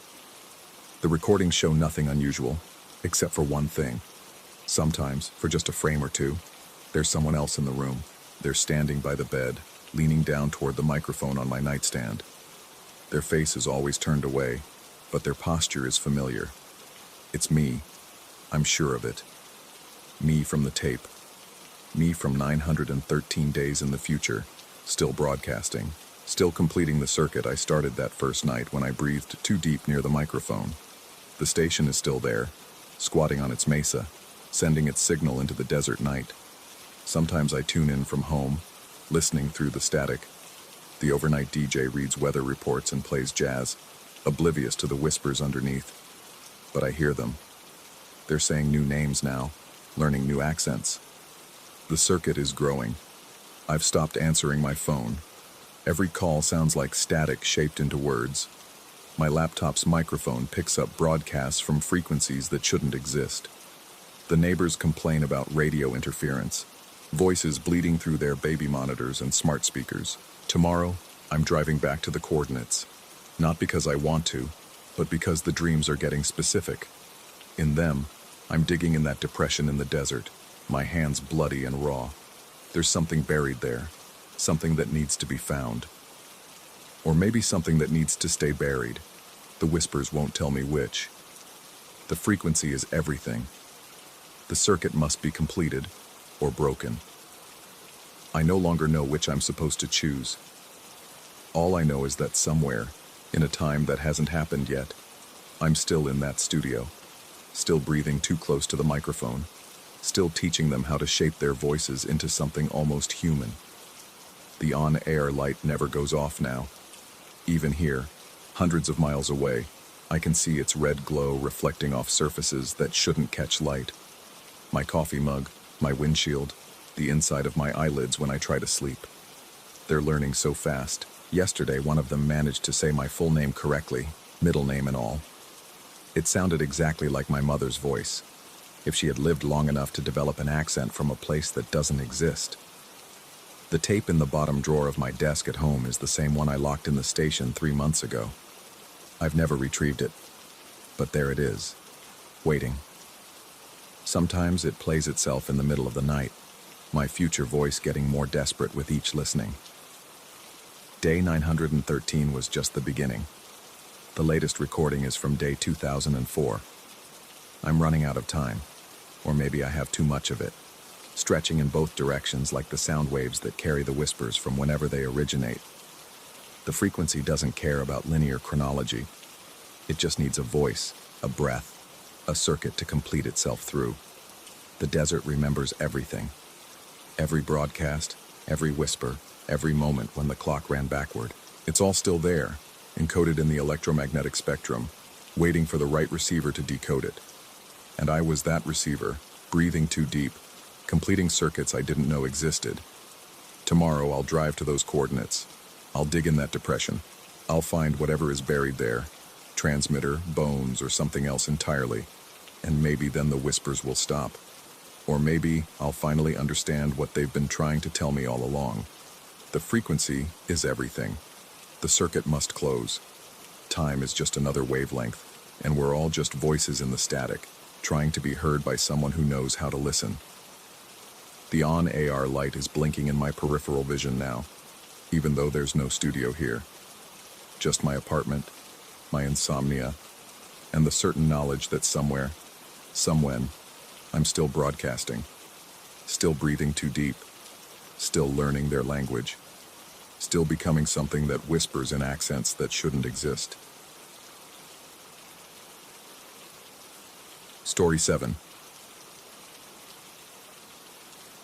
The GPS had been acting strange for the past 20 miles, but I'd driven through rural Vermont enough times to trust the road more than the technology. That's how I found myself approaching the covered bridge on Hollow Creek Road, just as dawn was breaking through the autumn mist. I'd left Burlington at 4 a.m., hoping to beat the leaf peeper traffic on my way to a property viewing in Woodstock. The realtor had insisted on an early meeting, something about the seller being particular about showing times. The coffee in my travel mug had gone cold an hour ago, and the radio kept cutting to static every few minutes, leaving me alone with the sound of tires on frost-touched asphalt. The bridge appeared suddenly around a bend, its weathered red exterior emerging from the fog like something half-remembered from a dream. A sign beside the entrance read, Hollow Creek Bridge, 1887, though the numbers seemed to shift in my peripheral vision. I slowed the car, something in my chest tightening as I approached the dark mouth of the structure. I turned off the engine just before entering, wanting to hear the creek below, an old habit from childhood trips with my grandfather, who'd taught me to always listen to water before crossing it. The silence that greeted me was absolute. No creek burble, no morning birds, not even the settling of old wood. Just a thick, cotton-wrapped quiet that made my ears ring. That's when I noticed the yield signs. They were mounted on both sides of the entrance, but someone had twisted them inward, pressing them flat against the wooden beams as if trying to hide them. The metal was bent at odd angles, and rust-brown stains spread from where nails had been driven through the signs into the wood. Fresh nails by the look of them. The hammer marks were still bright in the old timber. I sat there, engine off, wondering who would do such a thing and why. The rational part of my brain offered explanations. Vandals, drunk teenagers, some local prank. But something about the deliberate way they'd been turned inward, facing the bridge's interior rather than outward to warn approaching traffic, made my skin prickle. Then I heard it, the sound of tires on wooden planks, that distinctive rumble thump of rubber meeting old boards. But the sound was coming from behind me, inside the bridge I hadn't yet entered. The echo bounced off the covered walls, seeming to grow louder as it approached the entrance where I sat frozen. I turned in my seat, craning to look through the rear window. The bridge behind me was empty, its other end barely visible as a pale square of morning light. Yet the sound continued, closer now, the phantom vehicle perhaps 30 feet away, 20, 10. Silence again. My hands trembled as I turned the key, the engine catching with a relieved rumble. I eased forward into the bridge, my headlights cutting through the darkness. The beams caught the turned-in yield signs, their reflective surfaces throwing light in unexpected directions. That's when I saw it, or thought I saw it. The light bouncing off the signs created patterns on the opposite wall, lines of brightness that seemed random at first, but as I crept forward, they began to form shapes. Letters. From a certain angle, sitting just right in the driver's seat, the reflected light spelled out, David. My name. I stopped breathing, adjusted my position slightly. The letters dissolved into meaningless light scratches, moved back. There it was again. David, clear as newspaper print, written in light across the old wooden wall. The rational explanation came immediately. Pareidolia, the human tendency to see patterns where none exist, like seeing faces in clouds or hearing voices in white noise. The light could form any number of patterns that might look like letters. The fact that they spelled my name was just coincidence, my brain forcing meaning onto chaos. But I'd never told anyone I was taking this route. I'd chosen it on a whim, avoiding the main highway. How could anyone have known to arrange this elaborate prank if that's what it was? I pressed the accelerator, wanting to be through and done with this. The bridge was maybe 100 feet long, but it seemed to stretch as I drove, the exit growing no closer despite my movement. My speedometer read 15 miles per hour, a reasonable speed for such a structure, but the walls crept by as if I were barely moving. The sound returned, tires on wood, from behind again, though now I was inside the bridge, this time accompanied by the low growl of an engine, not modern and refined, but something older, throatier. In my rearview mirror, darkness. But the sound grew closer, and I swear I could feel the vibration through my seat. I pushed harder on the gas. 20 miles per hour, 25. Too fast for safety on the old boards, but panic was overriding caution. The exit rushed toward me now, and I burst through into gray morning light, tires squealing as they hit asphalt again. I pulled over immediately, hands shaking so badly I could barely put the car in park. In the mirror, the bridge sat quiet and innocent, morning fog drifting through its dark interior. No following vehicle emerged. My phone, which had been silent in the cup holder, suddenly came alive with notifications. The GPS refreshed, and for a few unsettling minutes, it showed my car icon traveling the wrong direction on the road. Not just wrong, but on a road that didn't exist on the map.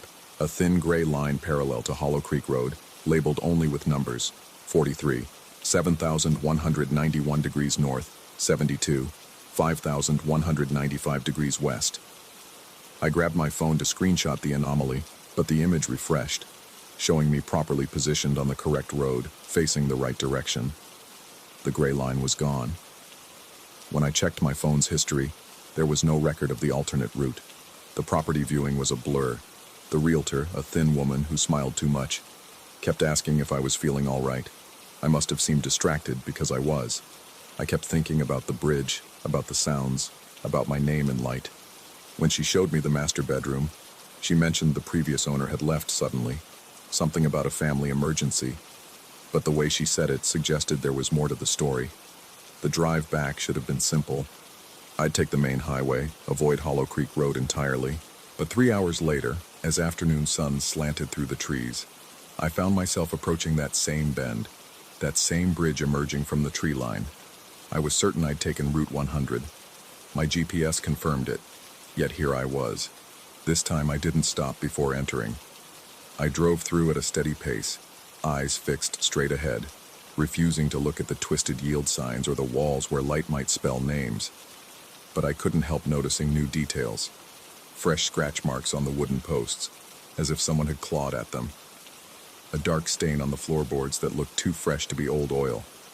The sound of breathing that wasn't quite wind through the boards. When I emerged, my GPS showed that impossible gray road again, longer this time. It ran parallel to reality for nearly a mile before my location snapped back to the correct position.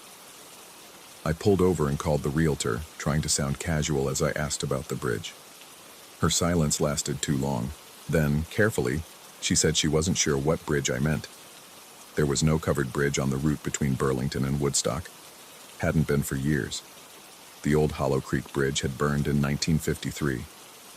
I drove back to Burlington in a fog of disbelief, taking photos of every road sign, every landmark, creating a trail of evidence that I'd been where I'd been. But when I reviewed them later, the images showed different roads, different routes. No bridge, no Hollow Creek Road. Even my car's dash cam, which I checked with shaking fingers, showed only an uninterrupted drive on Route 100. That was 3 days ago. Since then, I've researched obsessively. There was indeed a Hollow Creek Bridge that burned in 1953. 3 people died when their car became trapped inside during the fire, a family returning from a property viewing in Woodstock. The father's name was David. But there's also a Hollow Creek Bridge standing today. I've driven through it 4 times now, each time swearing I won't go back, each time finding myself on that road regardless of which route I choose. The yield signs are turned further inward with each pass. The scratches on the posts look more desperate. And yesterday, when the light hit just right, it didn't just spell my name. It spelled Y-I-E-L-D. I've started seeing that gray road on my GPS even when I'm not driving. It appears on Google Maps for seconds at a time, a ghost highway that runs parallel to every route I know. Sometimes I see cars on it, tiny icons moving in the wrong direction. Sometimes one of them stops at a bridge that isn't there. The realtor called this morning. She said the property in Woodstock is perfect for me, that the seller is eager to close, that I should come see it again. Her voice sounded different though, older, rougher, like someone who'd been breathing smoke. When I asked her about the bridge, she laughed, and I heard tires on wood in the background. I'm writing this from my apartment in Burlington. It's 3 a.m. In 1 hour, I'm supposed to leave for another viewing. I've planned a different route, one that takes me north through Montpelier, nowhere near Hollow Creek Road. I've checked it a dozen times, but I can see my GPS from here, and every few minutes that gray line appears, growing longer, reaching toward every possible path. My coffee's gone cold. The radio keeps cutting to static, and if I listen carefully, I can hear it. Tires on old wood getting closer, though I'm 3 stories up in a building made of brick and steel. The sound is inside now, inside my walls, inside my head. It's coming from behind, always from behind, no matter which way I turn. I know what happened to the first David. He saw the signs turned inward too. He heard the phantom car. He saw his name in light, and eventually, he took that gray road, the one that runs parallel to reality, the one that leads to a bridge that burned and didn't burn, where yield signs face inward because it's not about yielding to traffic, it's about yielding to the road itself. The GPS just refreshed. Every route leads to Hollow Creek now. Every road becomes that road. The gray line isn't parallel anymore. It's overlapping, replacing, consuming the real highways pixel by pixel. And in the corner of the screen, barely visible, a small car icon sits motionless on a bridge, waiting. It's 3:47 a.m. Time to go. The realtor insists the seller won't wait much longer. She says he's been trying to leave for years, but someone needs to take his place first. Someone who's already driven the gray road. Someone who's already seen their name in light. I can hear my car engine running in the parking lot below, though my keys are still on the kitchen counter. The sound echoes wrong, like it's coming through a wooden tunnel, like it's coming from behind. I understand now why the yield signs were turned inward. They're not hiding from approaching traffic. They're trying to warn whoever's already inside. The bridge isn't just on Hollow Creek Road. The bridge is Hollow Creek Road, and every road I take now leads back to it, through it, into it. The gray line on my GPS isn't showing an alternate route. It's showing where I've always been driving, even when I thought I was somewhere else. My name isn't spelled in light on those walls. It's carved into them, has been since 1953, waiting for me to come close enough to read it. Waiting for me to understand that some bridges don't just cross water. They cross between what is and what isn't, what was and what shouldn't be. And once you've driven through, even once, you never really leave. You just keep approaching from different angles, seeing new details, understanding more each time, until you realize the terrible truth. The phantom car you hear isn't following you. It's you. Always has been you. Echoing through time, following yourself through a bridge that burned but didn't burn, where the yield signs face inward because the only thing you're meant to yield to is the inevitable truth that you've always been here, driving these wooden planks, listening to yourself approach from behind. The coffee's cold, the radio's static, the GPS shows nothing but gray lines now, a spiderweb of roads that don't exist with a bridge at every intersection. Time to go. The seller's waiting. He's been waiting since 1953. And I know, I've kept him waiting long enough. Story 8. The canyon walls pressed in like the ribs of some ancient beast, striations of red sandstone marking millennia of patient erosion. I'd chosen this particular slot canyon near Escalante because the guidebook promised solitude. No permits required, rarely visited, technically challenging enough to discourage casual hikers. What the guidebook hadn't mentioned was how the narrow passages would swallow sound, twist it, and spit it back changed. I noticed the wrongness with my shadow first. The sun blazed directly overhead, that brutal Utah noon that turns the rock into an oven, and when I stopped to photograph the serpentine walls above, my shadow pooled at my feet, except in the viewfinder, where it lagged 2 steps behind, a dark twin refusing to keep pace. I lowered the camera, looked down. Shadow beneath me, raised it again. Shadow behind. The displacement made my stomach turn with a peculiar vertigo, like missing a step in the dark. The canyon narrowed ahead, walls converging until I had to turn sideways and shuffle through, my pack scraping against sandstone worn smooth by flash floods. This deep, the sky became a jagged blue ribbon overhead, and the temperature dropped 20 degrees. My breathing echoed strangely in the confined space, each exhalation returning with an unfamiliar cadence. "Anyone there?" I called out, partly to test the acoustics, partly because the silence had grown too dense, too expectant. The echo came back wrong, not just delayed or distorted, but carrying an extra syllable I hadn't spoken, a whispered addition that sounded like waiting. My rational mind insisted it was just the canyon's geometry playing tricks, sound waves bouncing off irregular surfaces, but my skin prickled with primitive warning. I pushed deeper into the slot. The walls here bore strange markings, not the ancient petroglyphs I'd hoped to find, but something more recent yet somehow more unsettling. Scratches that might have been made by fingernails, if fingernails could score sandstone. They formed no pattern I could discern, just desperate, chaotic gouges that made my own fingers ache in sympathy. The water bottle clipped to my carabiner caught my attention when droplets splashed my leg. I unclipped it, puzzled. The cap was secure, the bottle itself intact. Yet when I held it up to the thin shaft of light penetrating from above, I could see moisture beading the inside surface, and worse, fine grains of sand stuck to the interior walls. Sand that couldn't have gotten inside without opening it. Sand that seemed to shift and swirl in patterns that hurt to follow with my eyes. My compass, when I checked it, sent a spike of genuine fear through my chest. The needle didn't point north, it pointed straight down, quivering as if magnetized to something beneath the canyon floor.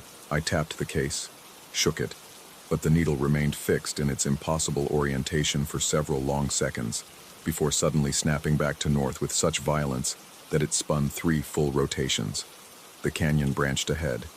The left passage opened slightly, promising easier travel. The right passage narrowed to a crack barely wide enough for a human body. Logic dictated left, but something about the right passage pulled at me. Not quite a sound, not quite a smell, but a sensation like pressure changes before a storm. I chose right, had to remove my pack and push it ahead of me as I squeezed through. The rock here felt different, almost warm to the touch despite being sheltered from the sun. My headlamp, when I switched it on, revealed walls that seemed to pulse with their own subtle luminescence. Probably some mineral deposit, I told myself, though I'd never seen anything quite like it in 15 years of desert hiking. Halfway through the squeeze, my pack stopped moving. I pushed harder, but it wouldn't budge, as if someone on the other side was holding it. My breathing quickened, fogging in the suddenly cold air. Then, just as abruptly, the resistance vanished, and I tumbled through into a wider chamber. The chamber shouldn't have existed. I'd studied the topographical maps, traced this canyon system dozens of times. This space, roughly circular and maybe 20 feet across, appeared on no survey. The walls rose smooth and unbroken toward a ceiling lost in shadow. And the floor was covered in footprints. Hundreds of them, maybe thousands, all bare feet of different sizes, overlapping in chaotic patterns. Some looked fresh, edges sharp in the sandy floor.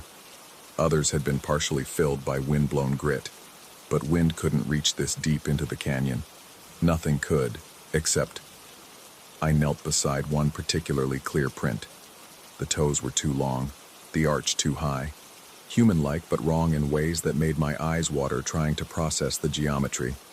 As I watched, the print began to fill itself in, sand flowing upward against gravity, erasing the evidence grain by grain. My water bottle was wet again. This time when I examined it, I found my own name etched in the condensation inside, except backwards, as if written from within. The sand grains had arranged themselves into symbols that might have been letters in no alphabet I recognized.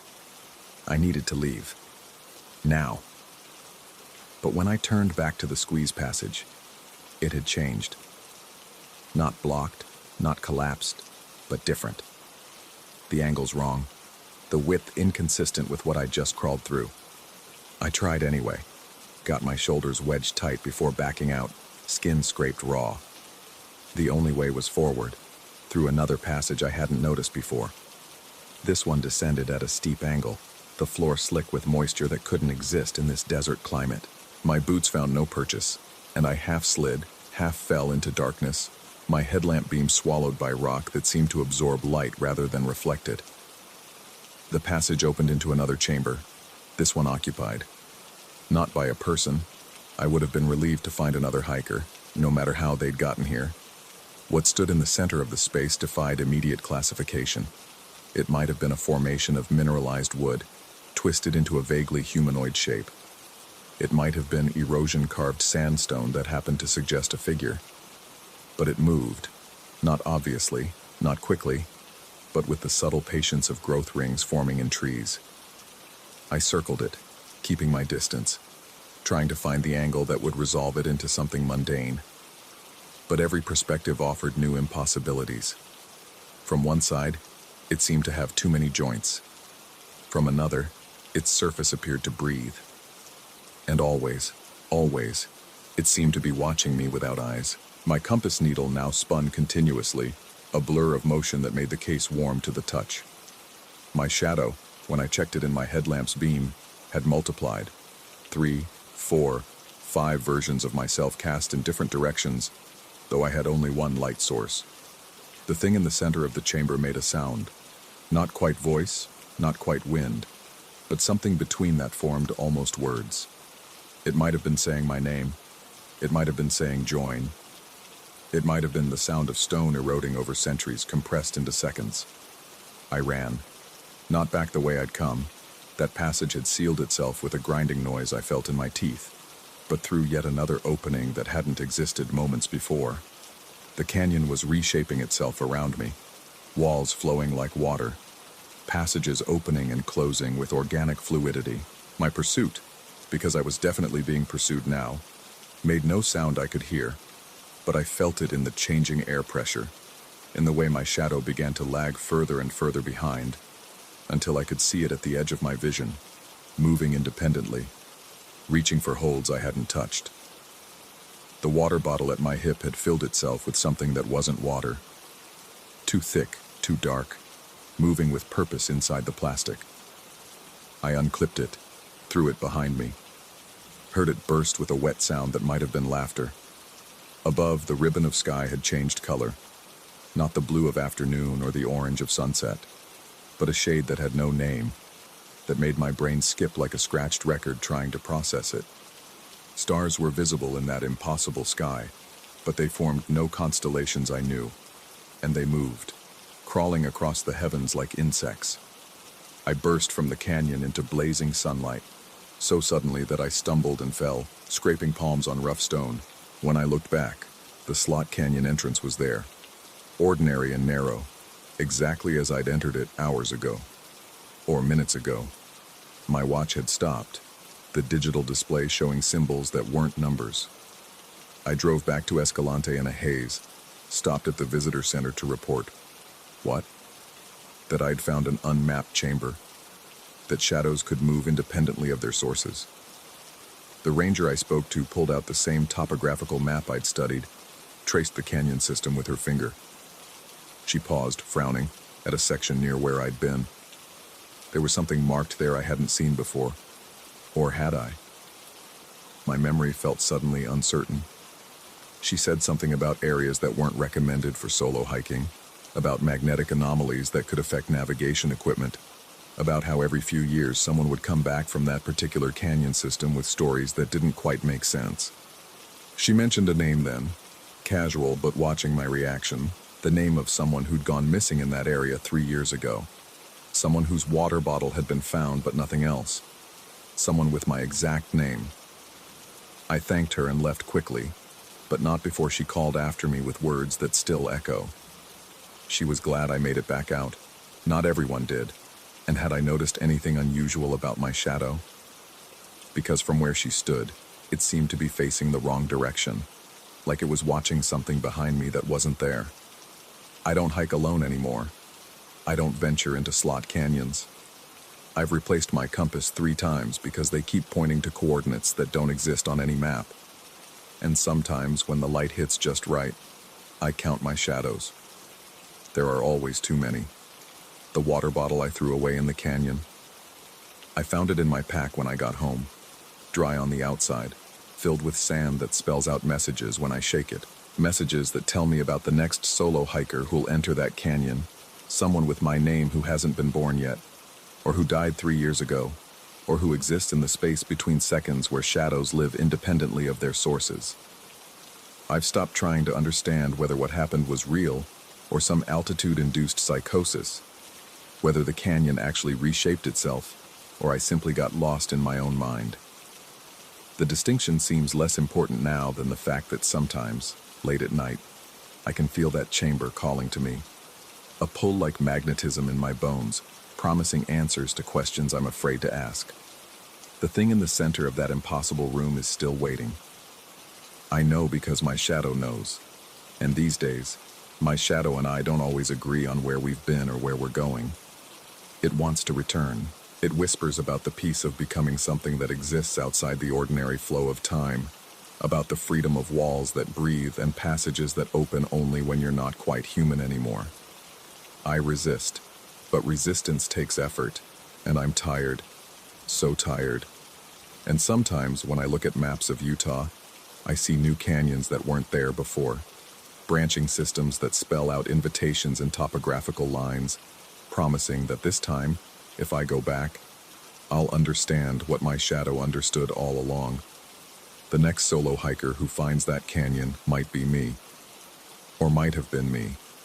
Time doesn't work right there, and neither do the rules that say a person can't meet themselves coming back from a hike they haven't taken yet. I check weather reports obsessively now, waiting for the perfect conditions, high sun, no wind, the kind of day when shadows should fall directly beneath their owners.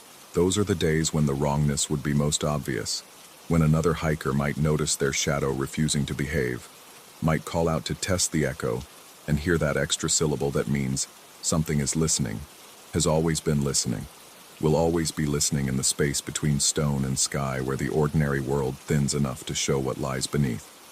The maps keep changing. The canyon keeps calling. And one day, I know I'll answer, because my shadow has already gone ahead to wait for me in that chamber where things that might once have been human stand patient as stone, becoming something else, something more, something that understands why compasses point down and water flows upward and echoes add words that were never spoken. Until then, I warn other hikers about that particular canyon system. I tell them about the magnetic anomalies, the confusing passages, the way sound behaves strangely in the narrow slots. I don't tell them about the shadows or the chambers that shouldn't exist, or the thing in the center that watches without eyes. They wouldn't believe me anyway. But sometimes, someone comes back from a solo hike with that particular look. Wide eyes, scraped hands, compass spinning wildly, and I know they found it too. We don't talk about it directly. We just nod at each other with the understanding of those who've seen the impossible and chosen, for now, to keep walking in the world where shadows mostly obey and echoes mostly repeat what we say. For now.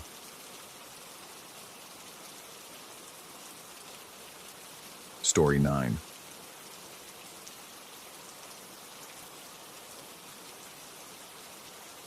The oil pump's rhythm hadn't changed in 3 hours. I knew because I'd been watching it from my car, counting each dip and rise against the dying light that painted the Texas desert in shades of rust and shadow. The ghost town outside Marfa had no name on any map I'd found, just a cluster of buildings that Google Earth showed as pixelated squares, their resolution somehow always worse than the surrounding desert. I'd come here following a shorthand note I'd found in my father's effects after he died. Station 1470 AM, coordinates, they know. The coordinates led me here. The station frequency when I'd tried it back in Austin gave only static. But now, parked beside that hypnotic oil pump with its metronomic persistence, the AM band crackled differently. The pump's arm descended again, and I noticed the tumbleweed beside it remained perfectly still, despite the mechanism's continued motion. No wind. The laws of physics suggested the pump should have stopped too, but there it went, drawing from wells that had supposedly run dry in the 70s. The abandoned gas station across the dirt road still had glass in its windows. A miracle in a place like this. The open sign hung crooked behind dusty panes, its neon tubing dark and broken.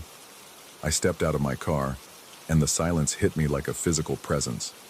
Not the romantic silence of nature, but something dense and waiting.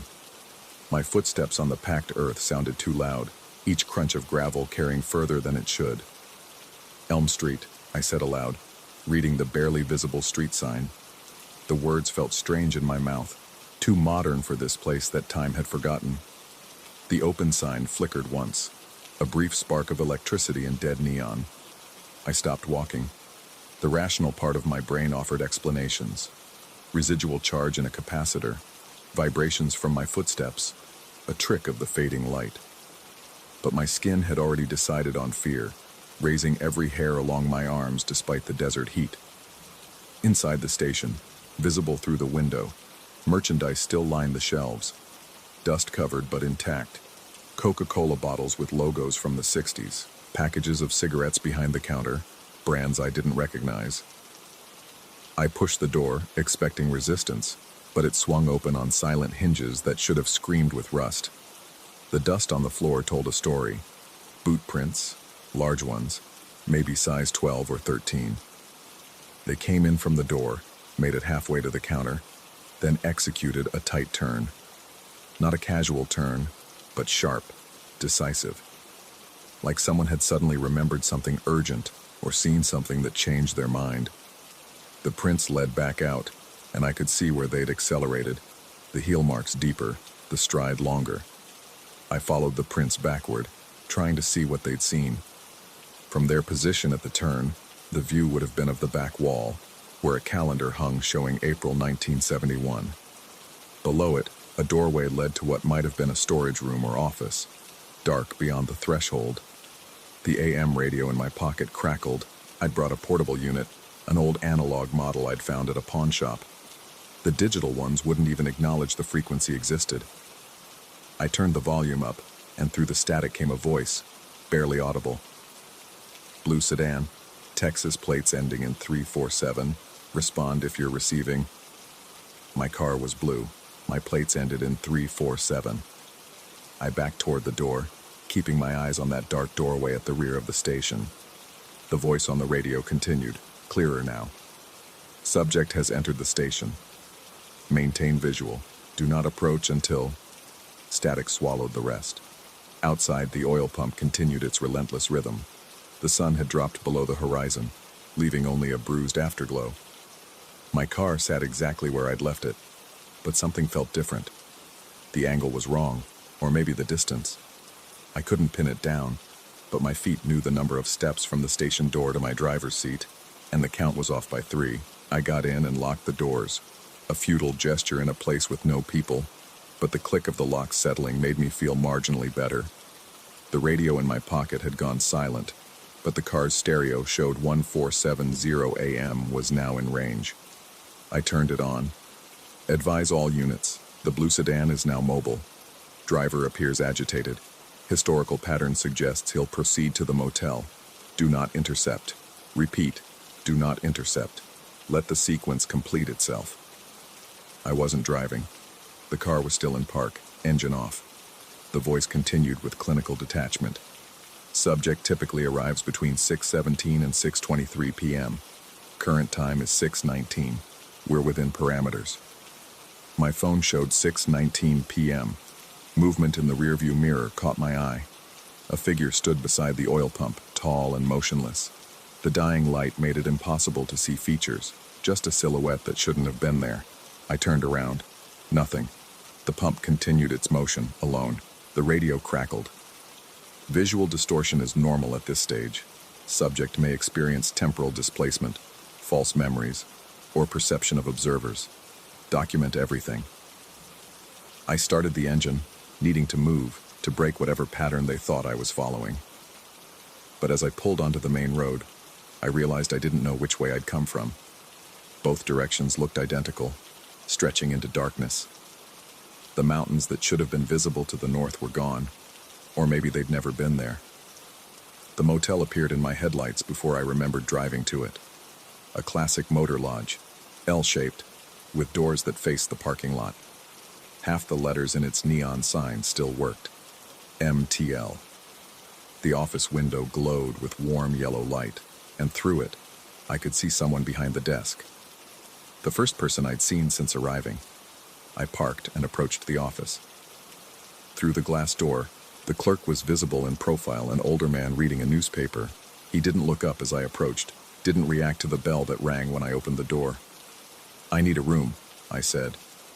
He continued reading. The newspaper's date was visible. April 15th, 1971. "Excuse me?"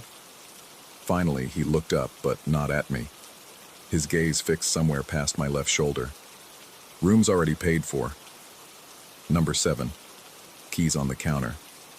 I looked where he indicated. A key with a plastic tag lay there, the number 7 worn but visible. I picked it up, and the metal was warm, as if someone had just been holding it. "Who paid for it?" He was already back to his newspaper, but I caught his response. "You did. You always do." The walk to room 7 felt longer than it should have. The door opened before I could insert the key, swinging inward on its own momentum. Inside, everything was period appropriate except for one thing. A modern digital recorder sat on the nightstand, its red LED indicating it was recording. I picked it up and played back the only file. My own voice, but older, raspier. "If you're hearing this, it means you found the coordinates. Don't trust the radio. The pump isn't real. The town isn't abandoned. You're not alone. They've been waiting since 1971, and you're exactly where they want you. The only way out is..." The recording cut to static. The room's phone rang. Not a modern ring, but the harsh bell of an old rotary phone. I hadn't noticed it before. Black bakelite on the desk by the window. I answered. "Sir, this is the front desk. There's been a complaint about noise from your room." "I haven't made any noise." "Sir, the other guests are complaining about the screaming." "What other guests? The motel looks empty." "Sir, please keep the noise down. This is your third warning." The line went dead. Third warning? I'd just arrived. I looked out the window. My car was gone. In its place sat a vehicle I recognized from old family photos. My father's 1969 Plymouth, the one he'd sold years before I was born. Or had he? Memory felt suddenly negotiable, facts sliding around like unsecured cargo. The AM radio in my pocket came alive again. Subject is experiencing the merge. Brainwaves indicate resistance. Increase frequency modulation. A high-pitched tone emanated from the radio, just at the edge of hearing. My vision blurred, and for a moment, I saw the room differently. Occupied. A man sat on the bed, his back to me, shoulders shaking with silent sobs. He wore clothes that looked familiar. My clothes, the ones I was currently wearing. He turned, and I saw my father's face, but younger, maybe 30. His mouth moved, shaping words I couldn't hear. The pitch from the radio increased, and suddenly I could make them out. "You shouldn't have come. They make you come." Over and over, since 1971.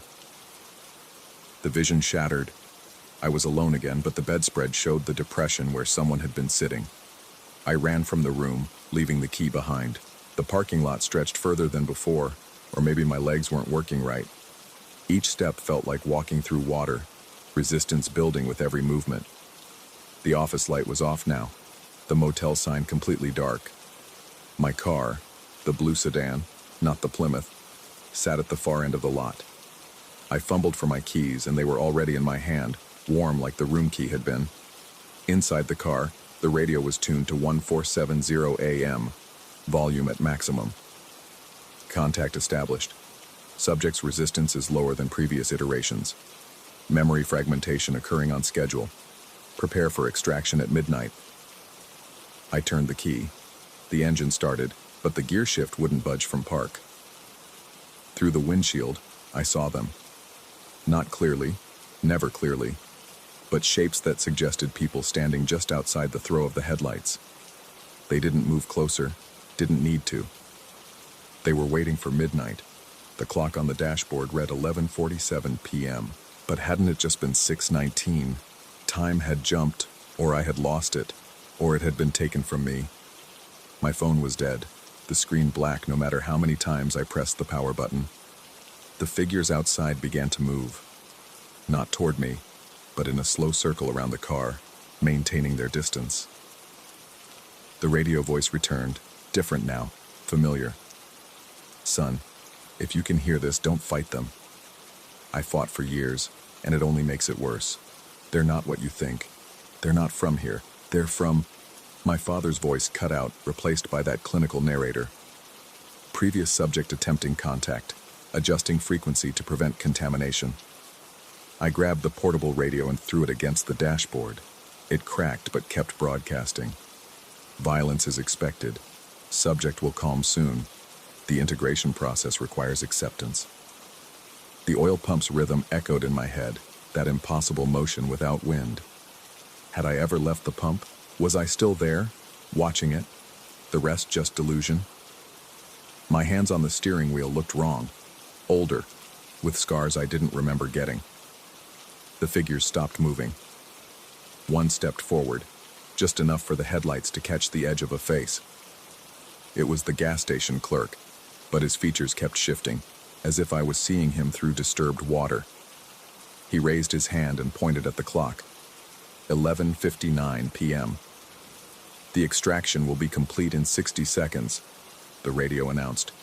Subject will be processed and returned to origin point for next iteration. Memory will be adjusted to ensure compliance. Iteration. They'd used that word before.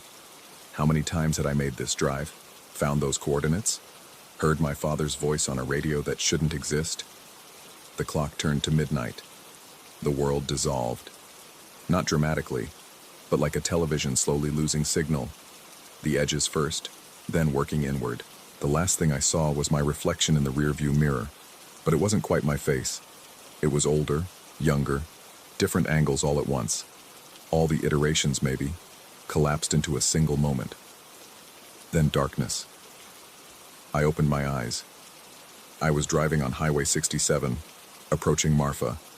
The late afternoon sun painted the desert in familiar shades of rust and shadow. My phone, fully charged, showed 5:15 p.m. On the passenger seat lay a folded paper I didn't remember placing there. Coordinates. A radio frequency, 1470 a.m. I knew I shouldn't follow them. Something deep in my brain, some primitive warning system, screamed at me to turn around.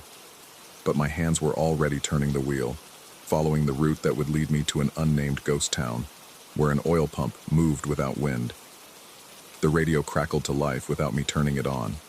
Subject approaching. Iteration 247 commenced. All units prepare for standard sequence. I wanted to stop, to turn back, but the road had already narrowed to a single possibility. In the distance, I could see it, the rhythmic rise and fall of the pump arm, keeping time like a metronome. Counting down to something that had already happened. That would happen again. The ghost town waited, patient as death, while the AM frequencies carried voices that knew my name, my car, my future. I pressed the accelerator, rushing toward an appointment I'd already kept hundreds of times. The sun continued its descent, and somewhere in the static between stations, my father's voice whispered a warning I'd never quite hear in time.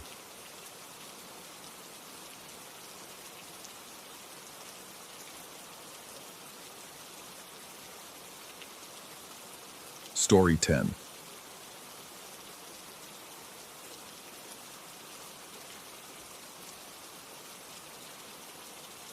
The sound of waves should have been deafening.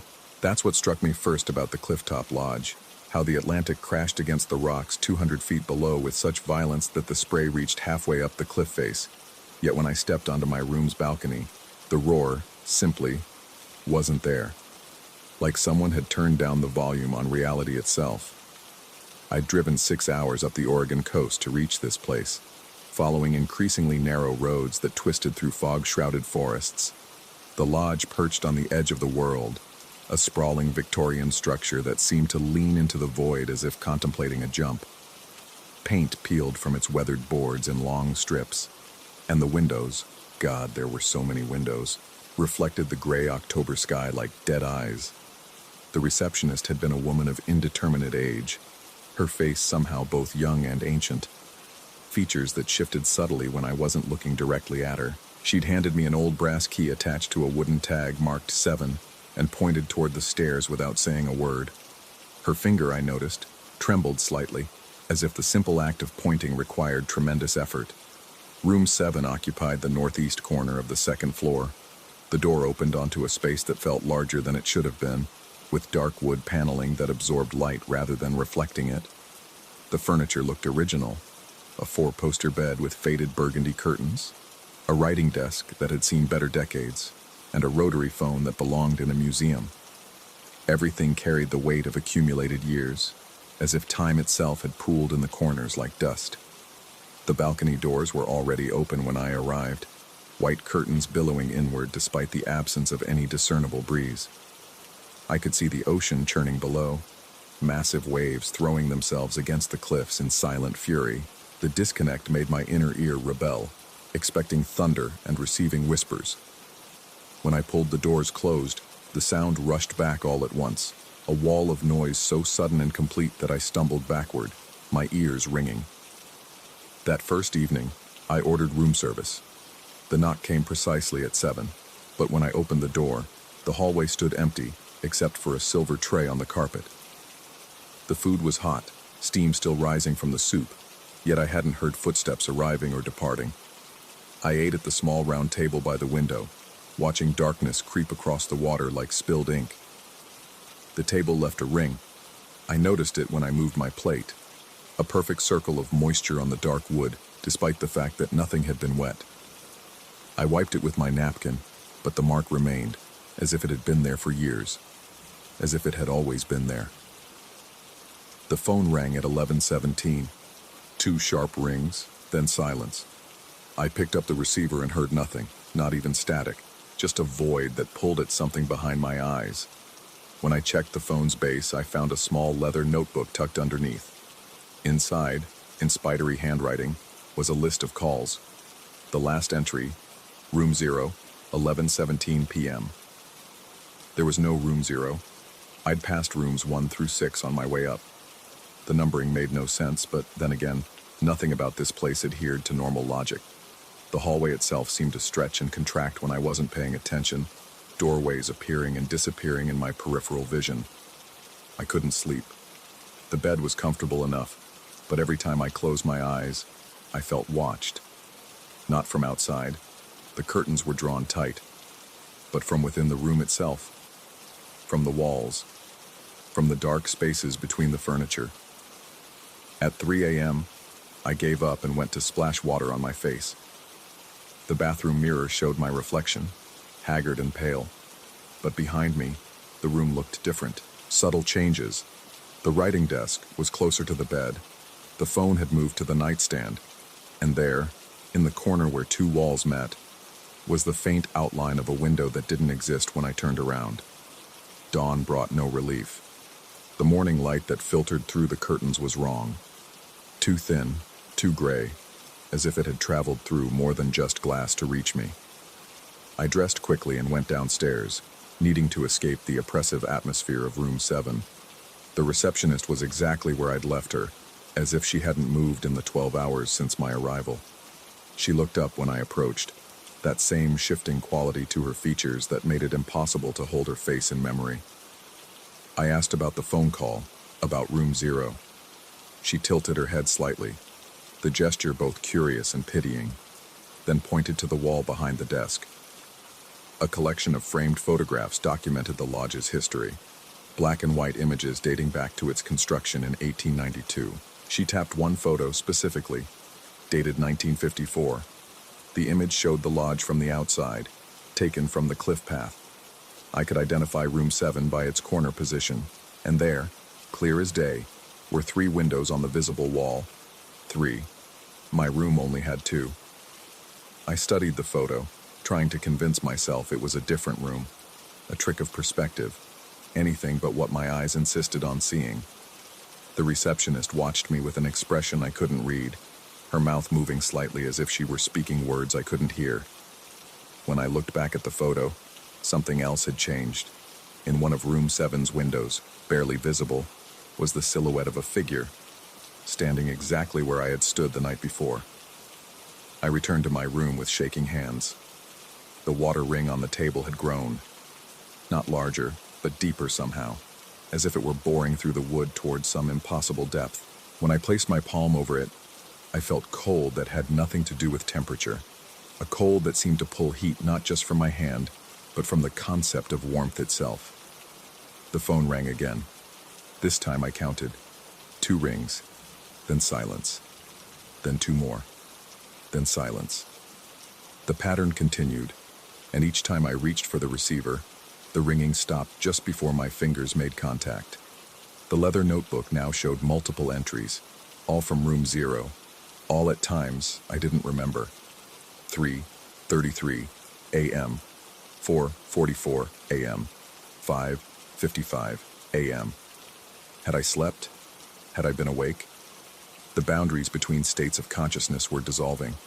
I packed my bags. Whatever this was, I needed to leave. But when I tried to lift my suitcase, it wouldn't budge. Not heavy, stuck. As if it had fused with the floor. My laptop bag, same thing. Even my jacket refused to move. The room was claiming my possessions. Panic rose in my throat. I abandoned my belongings and headed for the door, but the handle turned without effect. Not locked. The mechanism worked perfectly, but the door simply didn't acknowledge the turning. It remained closed with the solidity of a wall. The balcony. I rushed to the glass doors and they opened easily. Too easily. The sound of waves vanished instantly, replaced by that horrible quasi-silence. The railing was low, dangerously low, and I felt a pull. Not wind, not vertigo, but something else. An invitation from the void. I stumbled backwards, slamming the doors. The wave sound returned, but now it carried whispers in the white noise. The more I strained to understand them, the less like ocean they sounded, until I realized I was hearing breathing from everywhere and nowhere. The water ring on the table had become a hole, not through the table, through space itself. I could see into it, down into a darkness that had depth but no features, like looking into the pupil of an enormous eye. As I watched, transfixed, something moved in that darkness, something that had been waiting. The third window appeared at sunset. Not suddenly, it had always been there. I simply hadn't been able to see it until now. It showed a view that didn't match the others. Not the ocean, not the cliff, but another room. A room exactly like mine, except everything was reversed. Mirror image. And in that room, standing at a table with a perfect water ring, was someone who looked exactly like me, staring back through glass that shouldn't exist. He moved when I moved, breathed when I breathed. But his eyes were wrong. They reflected too much light, like an animal's eyes in the dark. When I stepped closer to the window, so did he, until we were separated by mere inches of impossible glass. I could see every detail of his face, my face, except for one thing. He had no reflection in the window between us. Where his reflection should have been, there was only darkness, only depth. The phone rang. In both rooms, I watched my duplicate answer his receiver, saw his mouth move in perfect synchronization as I spoke my trembling greeting. But the voice that answered wasn't his, wasn't mine. It came from somewhere else, somewhere that had never been mapped or measured. "Room 0 is ready for you," it said, in tones that made my bones ache. It's always been ready. The water ring had widened into a portal the size of a dinner plate. Through it, I could see stairs leading down, not the lodge's carpeted stairs, but stone steps worn smooth by centuries of use. They descended beyond the reach of light, towards spaces that predated architecture, predated human occupation of this coast, predated perhaps even the land itself. My duplicate smiled. Not my smile. Something else wearing my face had learned to approximate the expression. He pressed his palm against the glass between us, and I felt compelled to match the gesture. Our hands met, separated by that impossible barrier, and I felt the glass beginning to soften, to yield, to admit passage between worlds that should never intersect. The receptionist stands in my doorway now, though I never heard it open. She's holding another key, another wooden tag. This one is marked 0. She doesn't speak, maybe she can't, but her meaning is clear. The choice is mine. Accept the key and descend those stone stairs to whatever room 0 contains, or remain here, in a room that's slowly forgetting how to be a room, slowly remembering what it was before humans came to dress it up in wood and plaster. The third window is cracking. Hair-thin fractures spread across its surface like a web, each tiny failure of the glass accompanied by a sound like breaking bones.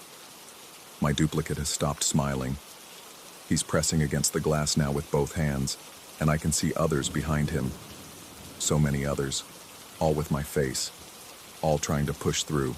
The water ring has become a whirlpool, reality spiraling down into its impossible depths.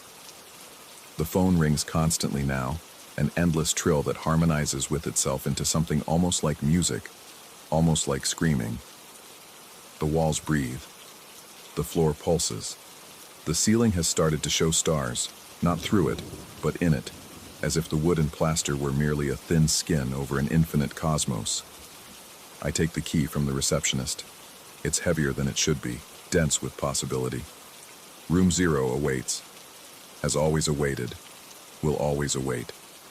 The stone steps call to me with a voice like drowning, like sleeping, like coming home to a place I've never been but have always known. The third window shatters, but there's no sound. There never was. Sound is just another consensus we've agreed upon, another comfortable lie to paper over the vast indifference of reality. My duplicate steps through, and then another, and another. We fill the room. All of us, all of me. Until I can't tell which one started this journey up the Oregon coast, which one drove those 6 hours through fog and forest to arrive at a lodge that might not exist, might never have existed, might exist in too many ways at once. The receptionist nods toward the water ring portal. The stone steps beckon. Room 0 promises answers to questions I haven't learned to ask yet. I approach the portal, key in hand, while all my duplicates watch with eyes that reflect too much light. I descend, or I don't. Or I'm still standing there, frozen between moments, between decisions, between states of being. The lodge groans around me, remembering itself, forgetting itself. Time hiccups. I'm checking in again, accepting a brass key marked 7. I'm on the balcony, discovering the silence where sound should be. I'm answering a phone that rings twice and stops. I'm looking at a photograph from 1954, seeing 3 windows where 2 should be. I'm always here. I've never been here. The waves crash silently against the cliffs. The waves roar with deafening force. The waves speak in languages that predate words. Room 0 doesn't exist in the same way other rooms exist. It exists in the spaces between heartbeats, in the moment between sleep and waking. It's every room and no room. I hold the key. I've always held the key. We descend together toward room 0, toward the truth the lodge has been keeping. The receptionist smiles. She's young, she's ancient. She's the lodge itself, given just enough form to hand out keys and point at photographs that tell lies that are also truths. In room 0, I understand. Or I will understand. Or I understood once and have spent eternity forgetting, climbing back up to room 7 to start the cycle again. The phone rings twice and stops. It always has. The third window shows what's really there, what's always been there, waiting behind the comfortable fiction of solid walls. I am in room 7, packing to leave in the morning. I am in room 0, learning why morning is just another story we tell ourselves. I am everywhere the lodge is, everywhere it was, everywhere it will be. The water ring spreads across every surface now, marking territory. The third window opens onto infinite rooms, each containing another version of this moment. We watch each other through glass that shouldn't exist, all of us trapped in the lodge's digestive system, slowly being broken down into components it can use to maintain the illusion of being just a building. Room 0 waits at the bottom of stone steps that exist in no architectural plan. It waits for guests to notice the water rings, the third window, the phone calls from nowhere. It waits for us to accept the key, to descend, to join the others who've made this journey before. I am descending now. The stone steps are cold beneath my feet. They spiral down through geology that makes no sense, through strata of compressed time. I can hear the waves again, but they're inside now, inside the walls, inside my skull. The key grows heavier with each step. Room 0 has always been my destination. Every road I've ever taken led here, to this descent, to this unlocking of doors that should remain closed. I reach the bottom of the stairs. Time doesn't work right here, in the approaches to Room 0. The key in my hand grows impossibly heavy, pulling me toward a door that exists only when observed. Inside Room 0, there is no inside or outside. There's only the lodge dreaming itself into existence, and all of us caught in its architecture like insects in amber, forever arriving, forever descending, forever discovering that third window that shouldn't exist. The phone rings twice in Room 7. Someone new will answer. The cycle continues. And I am the water ring on the table, perfect and impossible. I am every guest who's ever descended these stairs. And I am none of them. I am Room 0, and Room 0 is me, and we are the lodge's dream of itself. The waves are silent until you listen. Then they're all you can hear. Forever. Story 11. The weather vane hadn't moved in 3 hours. I stood in the dying Montana light, watching that rusted arrow point directly at me as I circled the old barn. West, east, north, didn't matter where I walked. The arrow tracked me like a compass needle drawn to some terrible magnetic north that lived inside my chest.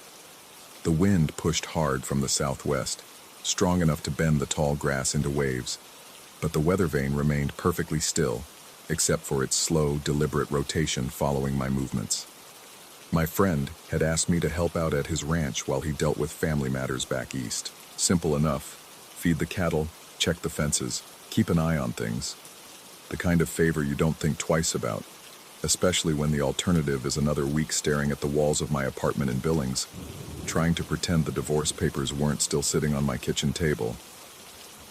The ranch sprawled across 40 acres of grassland about an hour outside Bozeman, tucked into a valley where cell service came and went like a fever dream. Mountains rose on 3 sides, their peaks already dusted with October snow. Beautiful country, the kind that made you understand why people used to believe in manifest destiny. Also the kind that made you understand why those same people sometimes went mad from isolation. That first evening, I'd noticed the fence posts. Running my hand along the weathered wood, checking for breaks or loose wire, I'd felt the rough indentations on the inside, handprints pressed into the grain, dozens of them, all facing inward toward the pastures. The wood was old, maybe 50 years, and the prints had darkened with age and weather. But they were unmistakably human hands, different sizes, some overlapping others, creating a pattern that ran the entire length of the fence line. I'd tried to convince myself they were nothing, kids playing, ranch hands leaving their mark over the decades. But they were only on the inside of the fence. Every single one faced the pastures, as if whoever made them had been trying to push their way out. The cattle wouldn't use the north gate. I discovered this the second morning when I tried to move them to the upper pasture for fresh grazing. They approached in their lazy way, following the feed bucket, until they reached that particular gate. Then they stopped. Not gradually, not with the usual bovine confusion, but all at once, forming a perfect semicircle exactly 15 feet from the opening. They stood there, breathing steam in the cold morning air, eyes reflecting something I couldn't name. I shook the bucket, called to them. Even tried pushing the lead cow, a big Hereford with a white face. She wouldn't budge. None of them would. They just stood there in that unnatural formation, waiting. After 20 minutes, I gave up and led them to the south pasture instead. They followed without hesitation. The VHF radio started on the third night. I was sitting in the ranch house kitchen nursing a beer and watching the mountains disappear into darkness when the static burst from the old radio on the counter. These ranches all had VHF sets, useful for emergencies when the cell towers couldn't reach. This one looked older than me, its plastic yellowed and cracked, held together with electrical tape. The static rose and fell in waves like breathing.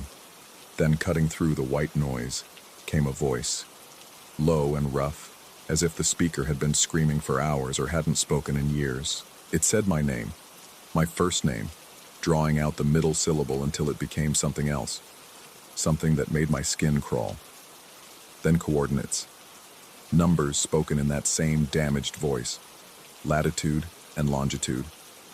I grabbed a pen, wrote them down with a shaking hand. When I checked them against the ranch map tacked to the wall, my stomach dropped. The coordinates marked the small corral behind the barn, the one my friend had said they didn't use anymore. I should have left it alone. Should have finished my beer, gone to bed, forgotten about it. But something, curiosity, stupidity, or maybe something else, pulled me outside. The corral sat in full moonlight, its fence posts casting sharp shadows across the packed earth.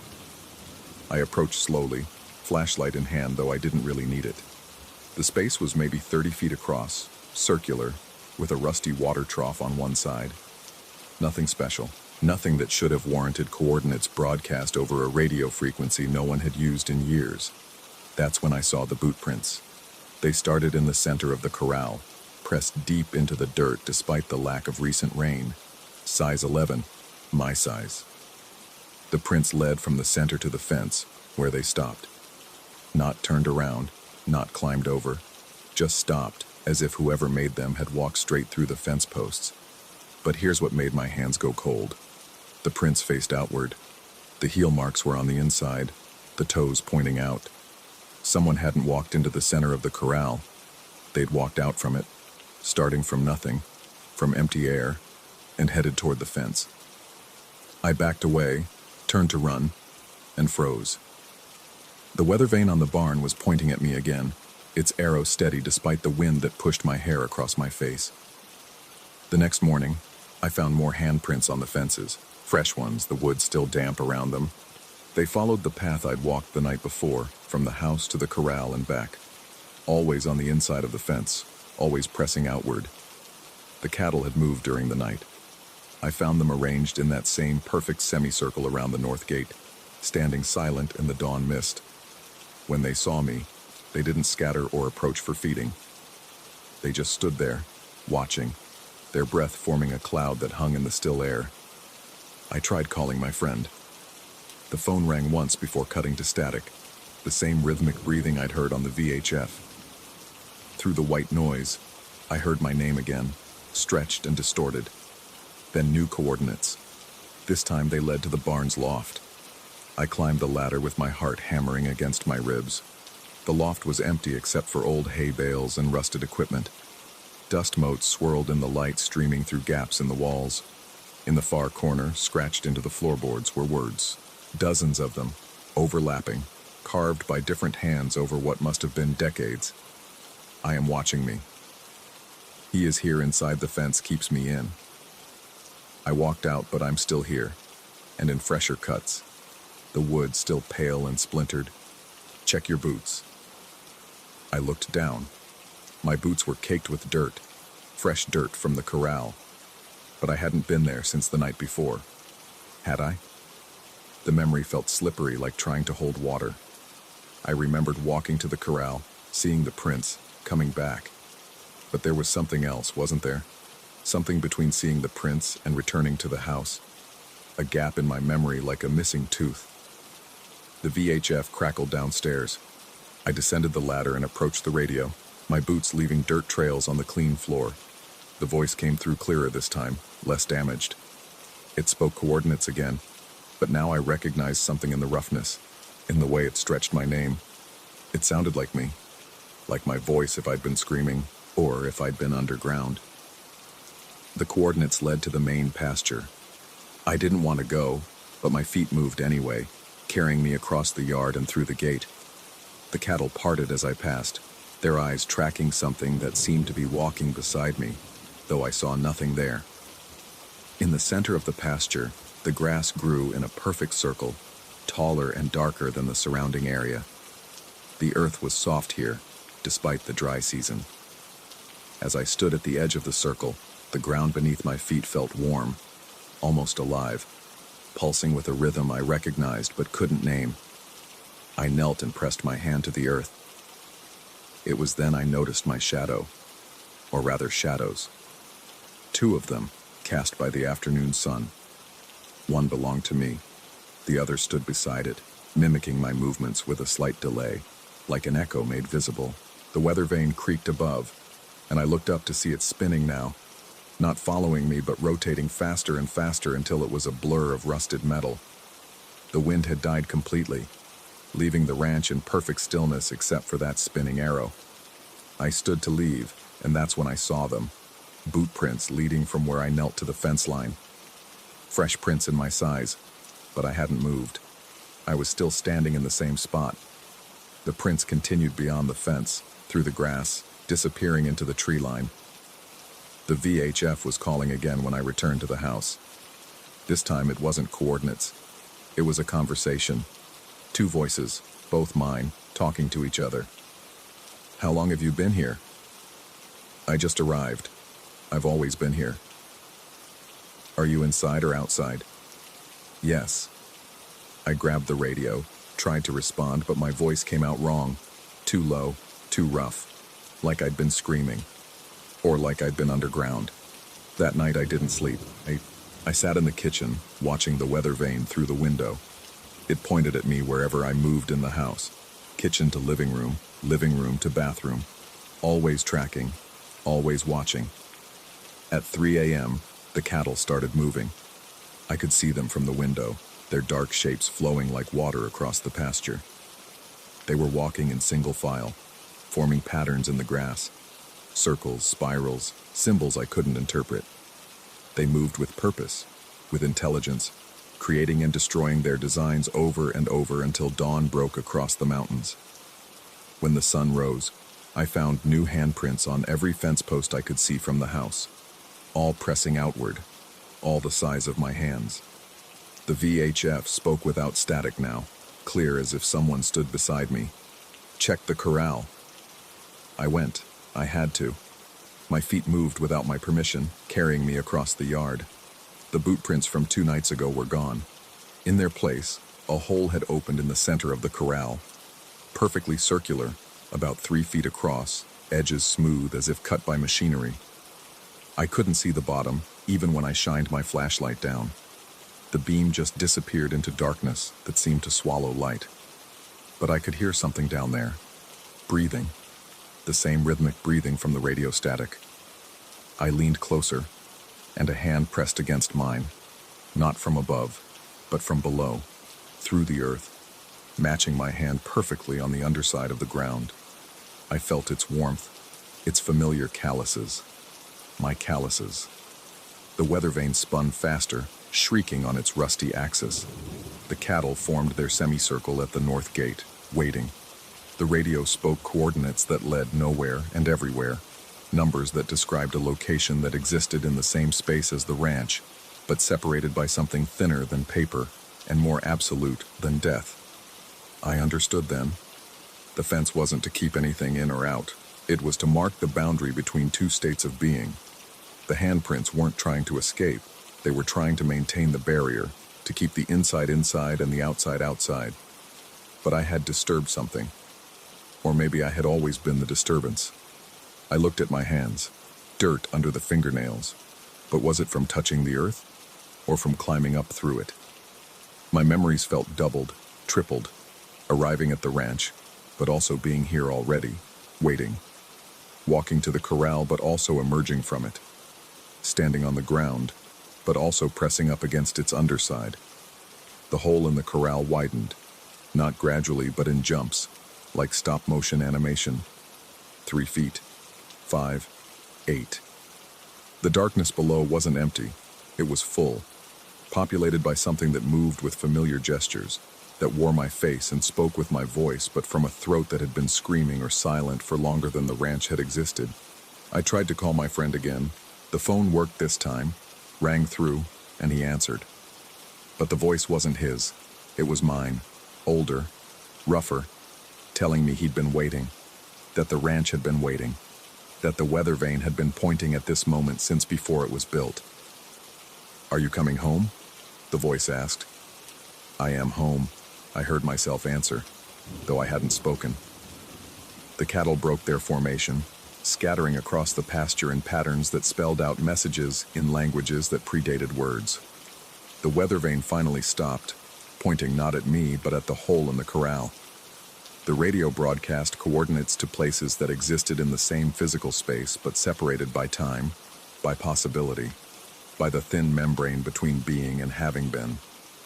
I walked to the hole because I had already walked to it, would always be walking to it. The darkness below resolved into a face, my face, looking up with eyes that had seen the ranch from angles that shouldn't exist. It smiled, and I felt my own mouth mirror the expression. "Trade places?" It asked, or I asked, or we asked together. The answer was yes, had always been yes, would always be yes. I descended, or ascended, or stayed exactly where I was while everything else moved around me. The earth closed overhead like water, and I breathed dirt that tasted like radio static. My hands pressed against the underside of the world, leaving prints that would weather into the wood of fences that hadn't been built yet. Above me, or below me, or beside me, footsteps crossed the yard. My footsteps walking to the house, sitting in the kitchen, drinking beer and watching the mountains, living my life, or all the lives that started when someone answered a friend's call for help and drove out to a ranch near Bozeman, where the weather vane pointed at truths too large for a single body to contain. I tried to scream, but the sound came out as coordinates, numbers that would crackle through the VHF in 3 days, or 3 years ago, or right now, calling to the version of me that hadn't arrived yet, that had always been here, that was listening to the radio and writing down the location of the corral where he would find his own footprints walking out from nothing. The weather vane spins or stands still.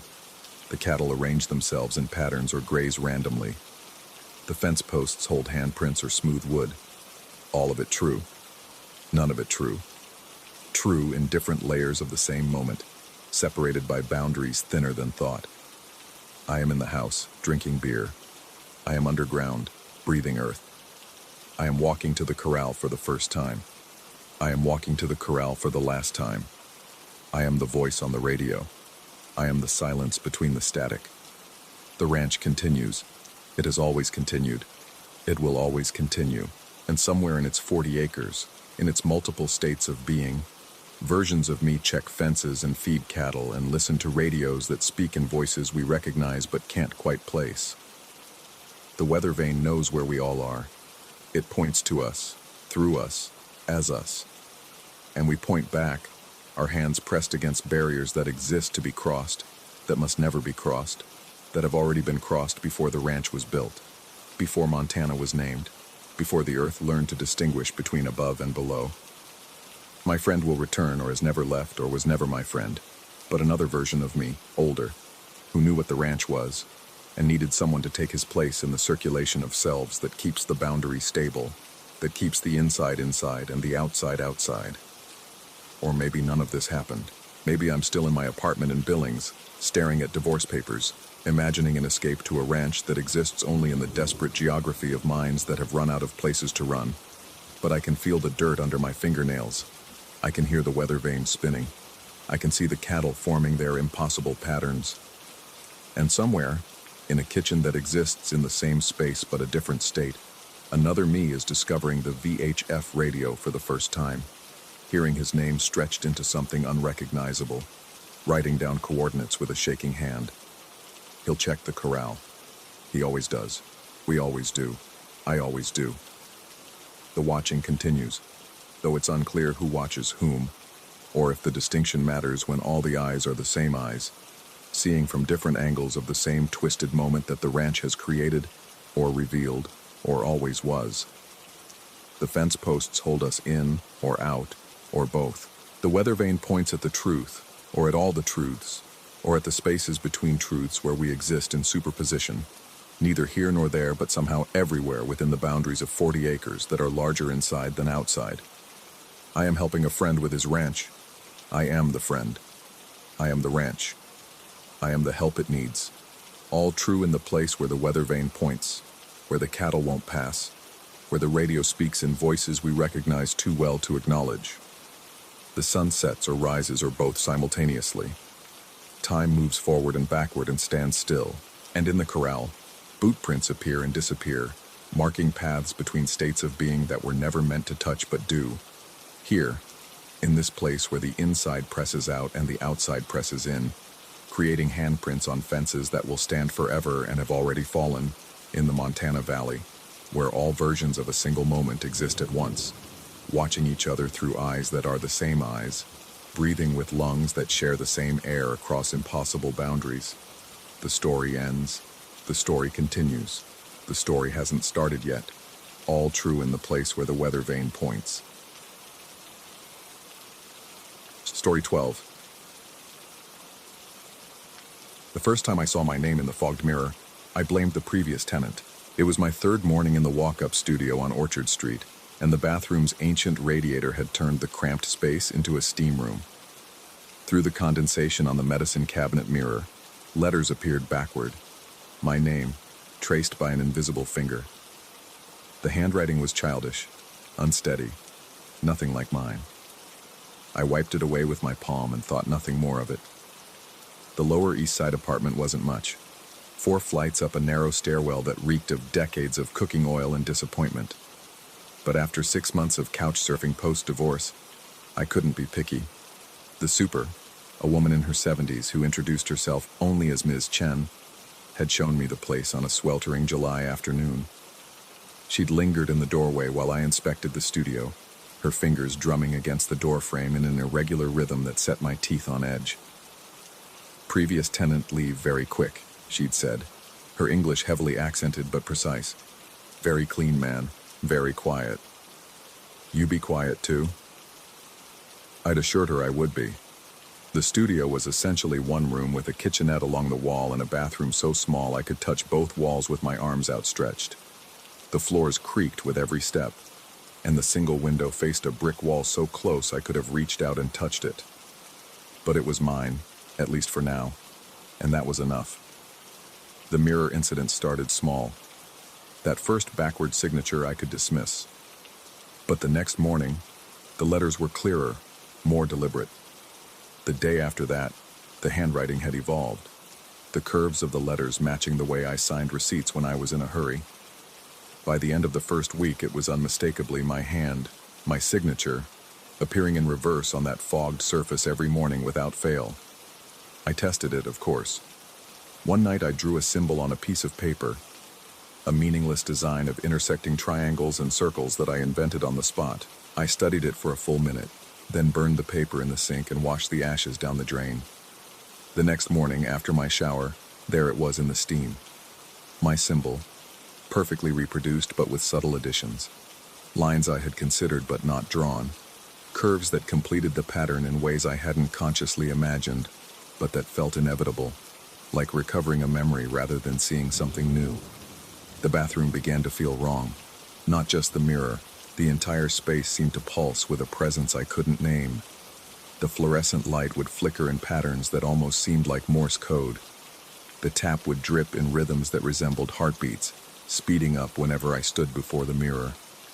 The grout between the tiles formed patterns that shifted in my peripheral vision, geometric designs that made my eyes water if I tried to focus on them directly. I started showering at the gym 3 blocks away. For 2 weeks, this worked. The apartment felt normal again, just another overpriced box in Manhattan's endless grid. I could almost convince myself I'd imagined the whole thing, that the stress of the divorce and the move had triggered some kind of brief psychological episode. My therapist would have called it projection, or externalized anxiety. I was ready to believe her. Then I found the second mirror. I was coming home late from a freelance gig, climbing the 4 flights in darkness because the stairwell bulb had burned out again. As I turned the corner to my floor, my phone's flashlight caught something leaning against the wall outside my door. A medicine cabinet mirror, identical to the one in my bathroom. I approached it slowly, the floorboards groaning under my weight. My initials were already there, fogged into the glass as if by breath, though the hallway was cold and dry. I knocked on Ms. Chen's door 1 flight down. She answered after a long moment, wearing the same floral housecoat I'd seen her in every day since I'd moved in. Her apartment smelled of medicinal tea and something else, something organic and unsettling, like fruit left too long in the sun. "Someone left a mirror outside my door," I told her. Her expression didn't change, but something shifted in her eyes. "No one changes mirrors here," she said. "Not for many years. But there's definitely no one changes mirrors." She began to close the door, then paused. "You should not look too long. Mirrors remember." Before I could ask what she meant, the door clicked shut. The mirror was gone when I returned to my floor. Not moved. Gone. No sign it had ever been there except for a rectangle of dust on the floor, outlining where it had leaned. I ran my finger through the dust and it felt warm, almost fevered. That night I couldn't sleep. Every time I closed my eyes, I saw my reflection multiplied infinitely, each version slightly wrong. A smile too wide, eyes that blinked at different intervals, hands that moved independently of my will. Around 3 a.m., I gave up and made coffee, sitting at the small table by the window and staring at the brick wall outside. That's when I noticed the window in the building across the narrow air shaft. It had never been there before. I was certain of it. Where there should have been unbroken brick, a window now faced mine, its curtains drawn but glowing faintly from within. As I watched, a shadow passed behind the curtains. It stopped, as if looking out at me, and I had the distinct impression of being observed in return.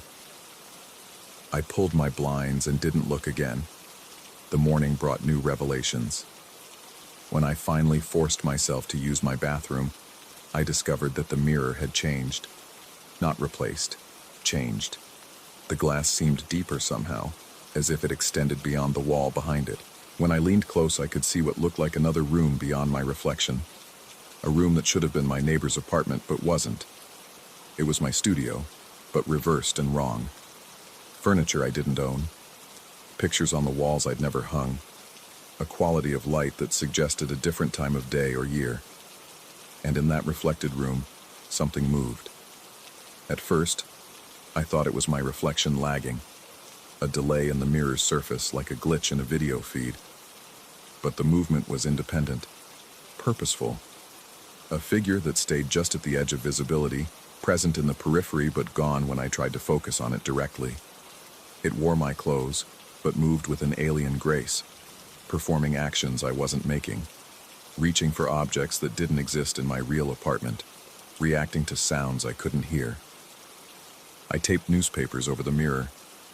They were gone by evening, torn away from the inside, the pieces scattered on my bathroom floor in a pattern that hurt to perceive. I tried aluminum foil next, but it oxidized overnight, turning black and brittle, falling away in chunks that left rust-colored stains on the tile. Finally, I painted over the glass with black paint, 3 coats thick. The paint bubbled and peeled within hours, forming letters, words, sentences, all in my handwriting, all things I'd thought but never written. You can't unsee yourself. The reflection was always more real. Which side of the glass are you on? The messages grew more personal, more invasive. Details from my divorce that I'd never told anyone. The name I'd called my childhood imaginary friend. The recurring nightmare I'd had since I was 12. All appeared and disappeared in the peeling paint. A conversation with myself that I wasn't consciously participating in. I stopped sleeping in the apartment.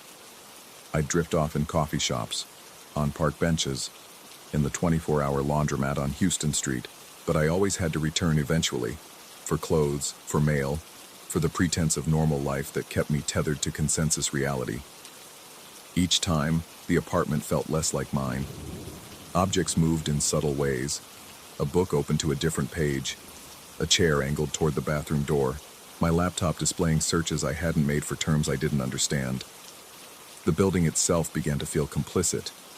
The stairs multiplied when I wasn't paying attention. 4 flights becoming 5, then 6, though I always arrived at my door eventually. The hallway stretched and contracted like a throat swallowing. Other tenants passed me without making eye contact, their faces blurred as if seen through frosted glass. When I tried to speak to them, my words came out backward, mirrored, incomprehensible even to myself. I decided to document everything, to create evidence that I could review later, away from the building's influence. But my phone's camera wouldn't focus on the mirror. Photos came out distorted, showing perspectives that shouldn't exist. Views from inside the medicine cabinet looking out, angles from behind my own eyes, images of myself taking the photo from impossible vantage points. Videos were worse. They played backward, or showed events that hadn't happened yet. Me packing boxes I hadn't bought, signing a lease for an apartment I'd never seen, having conversations with people whose faces were always just out of frame. Ms. Chen stopped answering her door. The other tenants, if they existed at all, became shadows and footsteps, never fully materialized. The building felt hollow except for me, and whatever watched from the mirror. I researched the building's history at the library, searching through decades of records. The plot had been continuously built upon since the 1850s, each structure eventually condemned or burned, rebuilt with salvaged materials from its predecessor. The mirrors I discovered were original, installed in the 1920s by a glassmaker who'd lived in what was now my unit. He'd disappeared, according to a brief newspaper item, though his rent had continued to be paid monthly by envelopes slipped under the super's door. The payments had never stopped, even as tenants came and went, even through changes in ownership and management. Was I paying rent? I couldn't remember. My bank statements made no sense, showing transactions in locations I'd never been, in currencies that didn't exist. My signature on documents morphed while I watched, becoming something else, someone else's hand, though always familiar. The breaking point came 3 nights ago. I'd been standing outside my door for an hour, unable to make myself enter. The hallway light had burned out again, or maybe it had never worked. In the darkness, I could hear something moving in my apartment, footsteps that matched my gait, the specific creak of my weight on the loose floorboard by the window.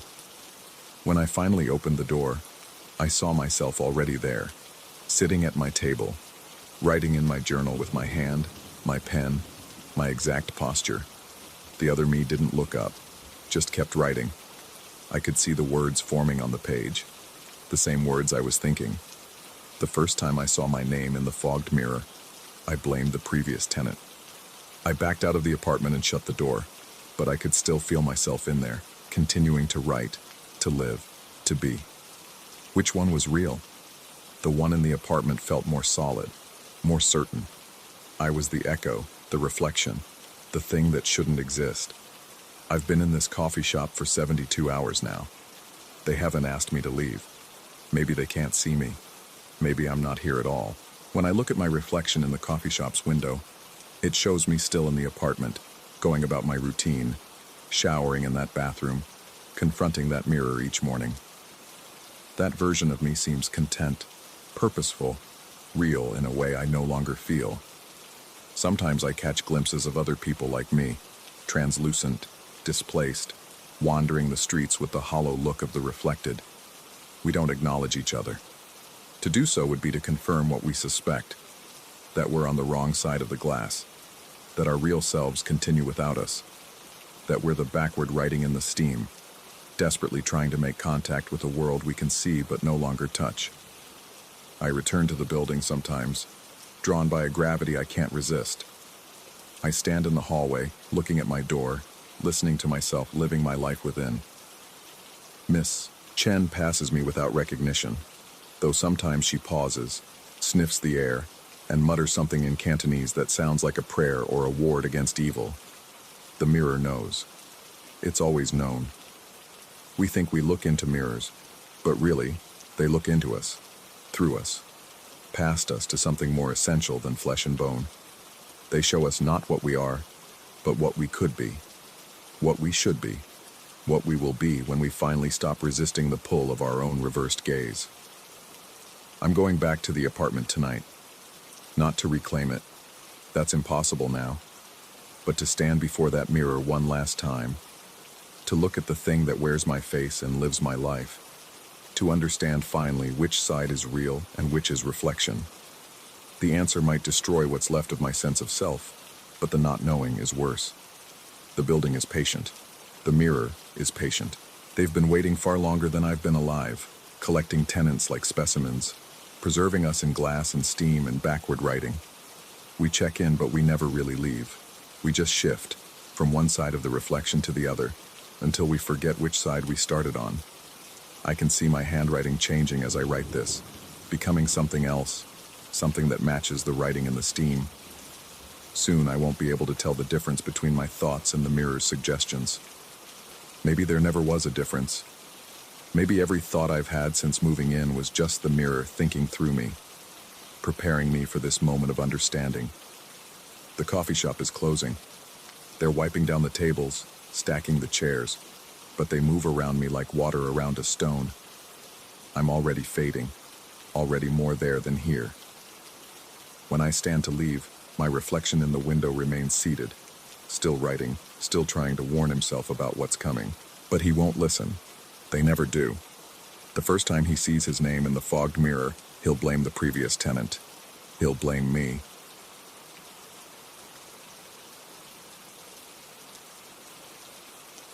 Story 13.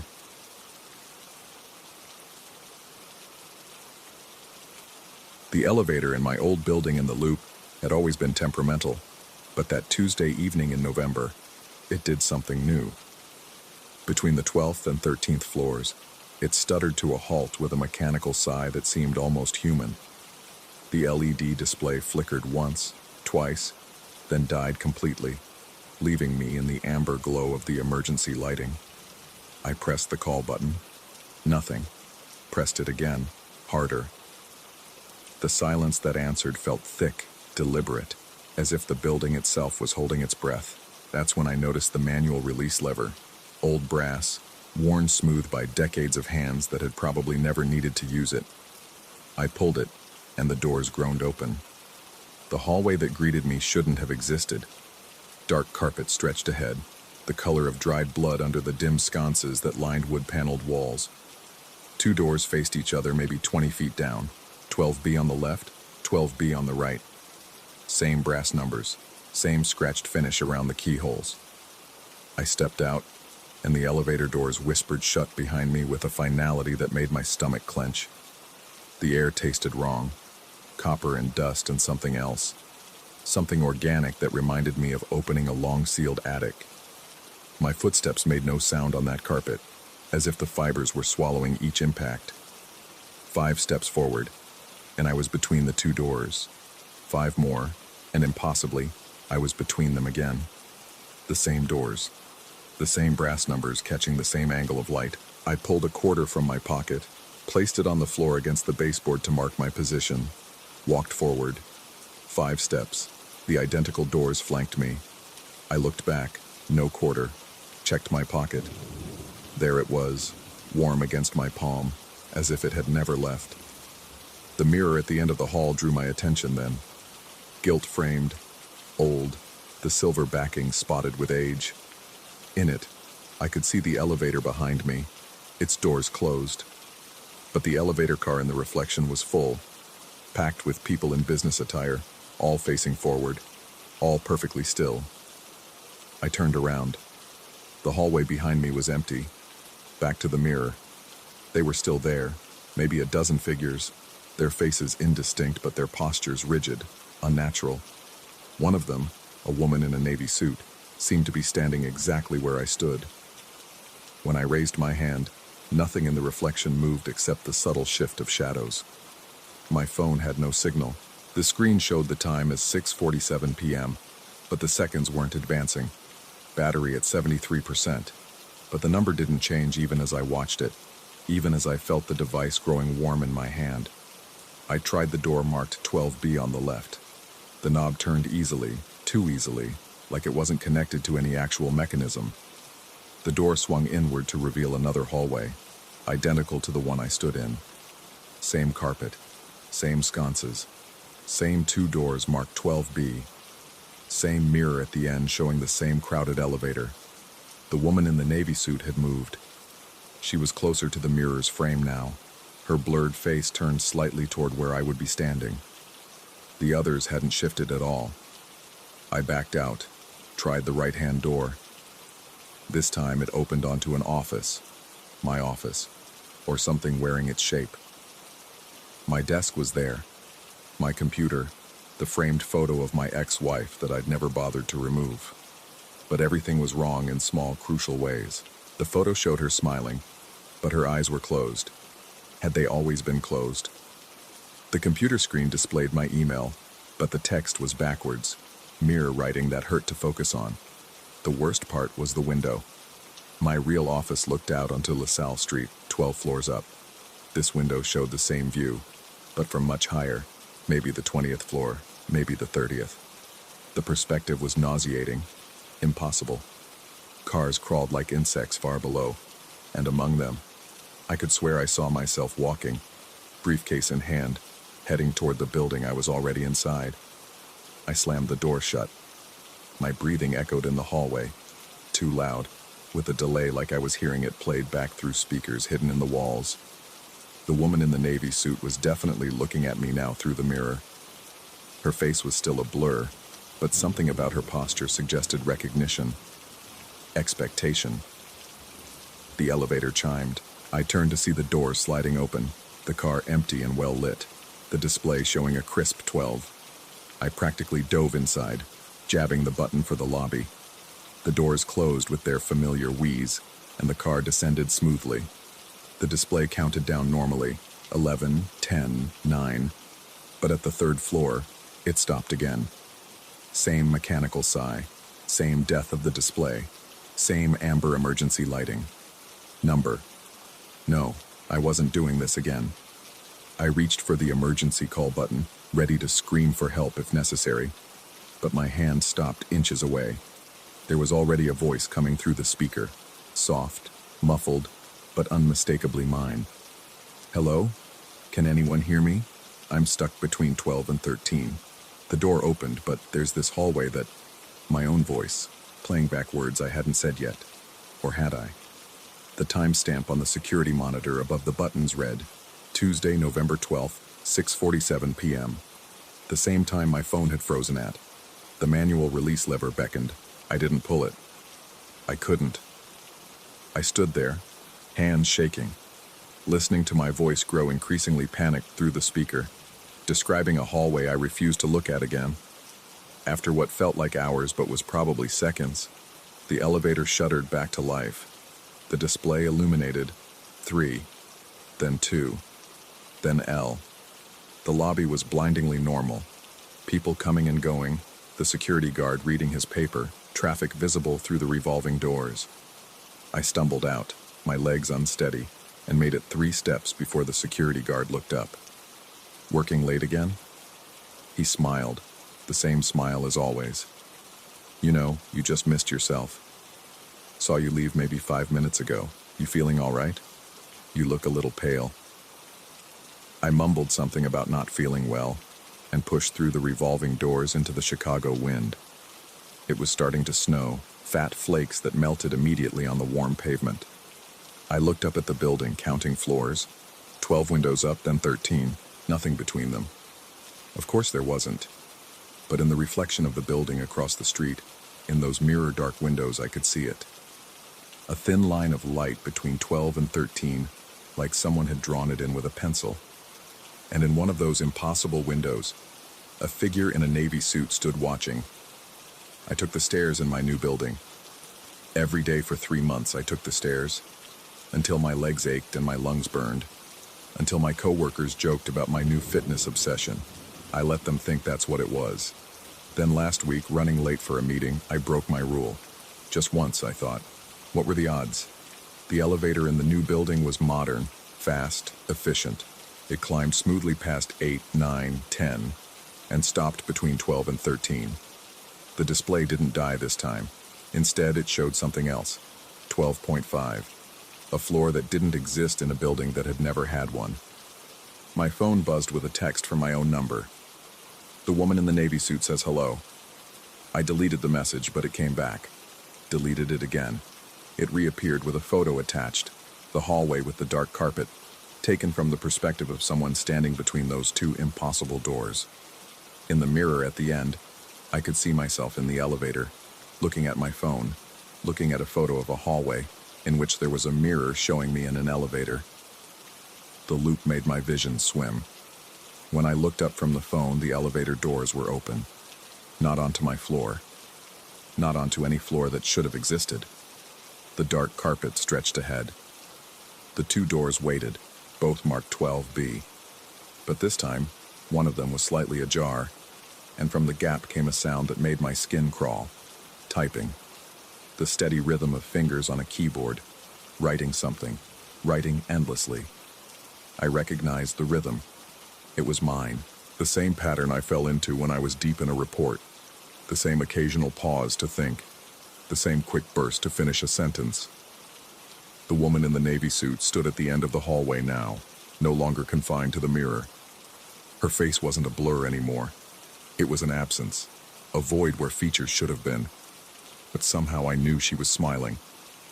"You can't keep taking the stairs forever," she said, and her voice was my voice, pitched wrong, played backward and forward simultaneously. "Every building has a half floor. Most people just never find it. But you did. And now it's finding you everywhere." The elevator doors started to close. I could step back, let them shut, hope the car would continue to my actual floor. Or I could step forward into that impossible hallway and confront whatever waited behind those doors marked 12B. The typing stopped. In the silence, I heard breathing that wasn't mine, coming from both rooms simultaneously, breathing that sounded like it was right behind me, even though I stood alone in the elevator. I made my choice. The doors closed, and the elevator rose. The display showed 13, then 14 normal floors with normal numbers. When it opened at 15, my floor, I stumbled out on legs that barely held me. My assistant asked if I was feeling all right. I told her I was fine, just tired. But I wasn't fine. I'm not fine, because every reflective surface shows them now. The crowded elevator that follows me, full of still figures that never quite come into focus.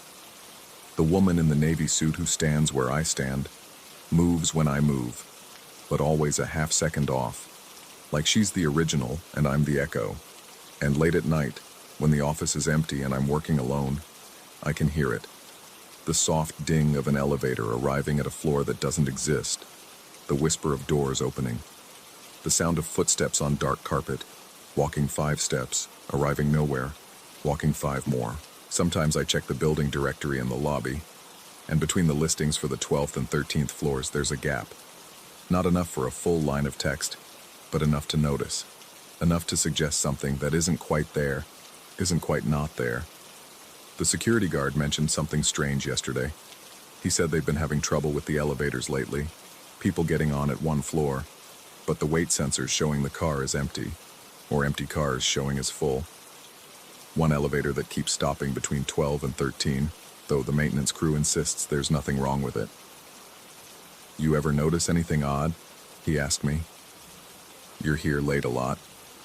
I told him no. What else could I say? That there's a floor that exists in the spaces between, where the geometry doesn't hold and mirrors show too much truth? That somewhere in this building, there's a version of me sitting at a backwards desk, typing reports in mirror writing, living in a reflection that might be more real than I am? My phone buzzes.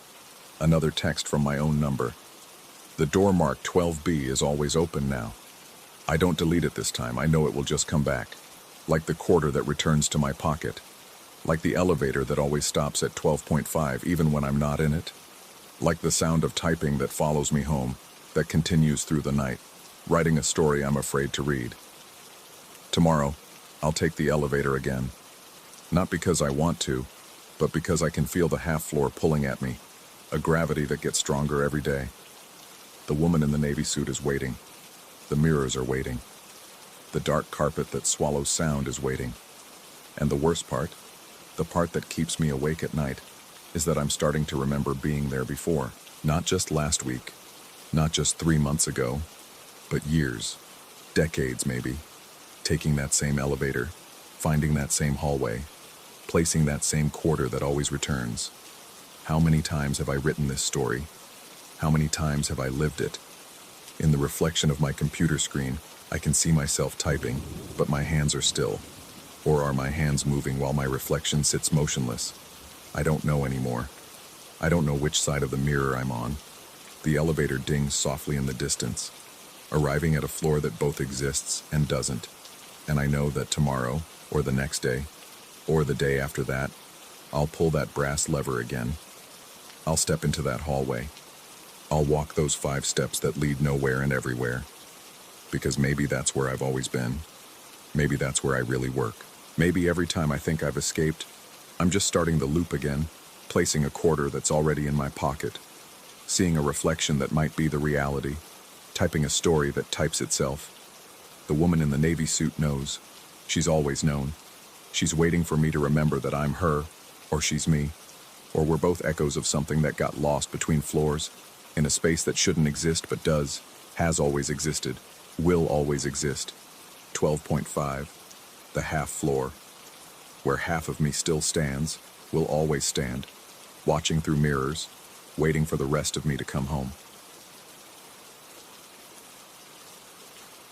Story 14. I should have known something was wrong the moment I saw how the ice formed on the lake. It was my 3rd morning at the cabin, somewhere deep in the Minnesota wilderness where cell towers were myths, and the nearest neighbor was a 40-minute drive through snow-packed roads. The isolation was exactly what I'd wanted, needed really, after everything that had happened back in the city. But that morning, standing at the frost-covered window with my coffee growing cold in my hands, I stared at something that made no sense. The ice on the lake had formed in a perfectly straight line, dividing the surface into 2 distinct halves. On one side, the water remained liquid, dark and restless, despite the sub-zero temperatures that had persisted for days. On the other, the ice stretched thick and white toward the distant shore. The division was so precise it looked artificial, as if someone had drawn it with a ruler and commanded nature to obey. I rubbed my eyes, thinking maybe the stress had finally caught up with me, but the line remained, unwavering in its geometric perfection. That was when I noticed the first drops. They clung to the inside of the window like morning dew, except morning dew doesn't form inside a heated cabin. I touched one with my finger, and it was cold, colder than it had any right to be. Looking around the room, I saw them everywhere, on the lampshade, the coffee table, even suspended somehow on the underside of the ceiling fan blades. Each object in the room appeared to have been submerged in water, and then carefully dried on the outside only, leaving these impossible droplets trapped within. The rational part of my mind scrambled for explanations. Condensation from poor insulation, some kind of humidity issue. But condensation doesn't form inside solid objects. It doesn't choose specific items while leaving others completely dry. I spent the rest of that day inspecting every corner of the cabin, checking for leaks, for broken pipes, for any logical source of the moisture. I found nothing. The droplets remained, defying physics and reason, glittering in the pale winter light like tiny eyes watching my growing confusion. That night, I built the fire higher than usual. The warmth should have been comforting, but it only made the cold spots more noticeable. Patches of air that seemed to resist the heat, maintaining their chill despite the roaring flames. I dozed fitfully in the armchair, unable to shake the feeling that the cabin itself was holding its breath, waiting. I woke to find wet boot prints on the rug. They started near the fireplace, each one perfectly formed as if someone had just walked in from the snow. But there was no trail leading to the door, no melting snow, no puddles. The prints simply began, as if their maker had materialized out of the dying embers.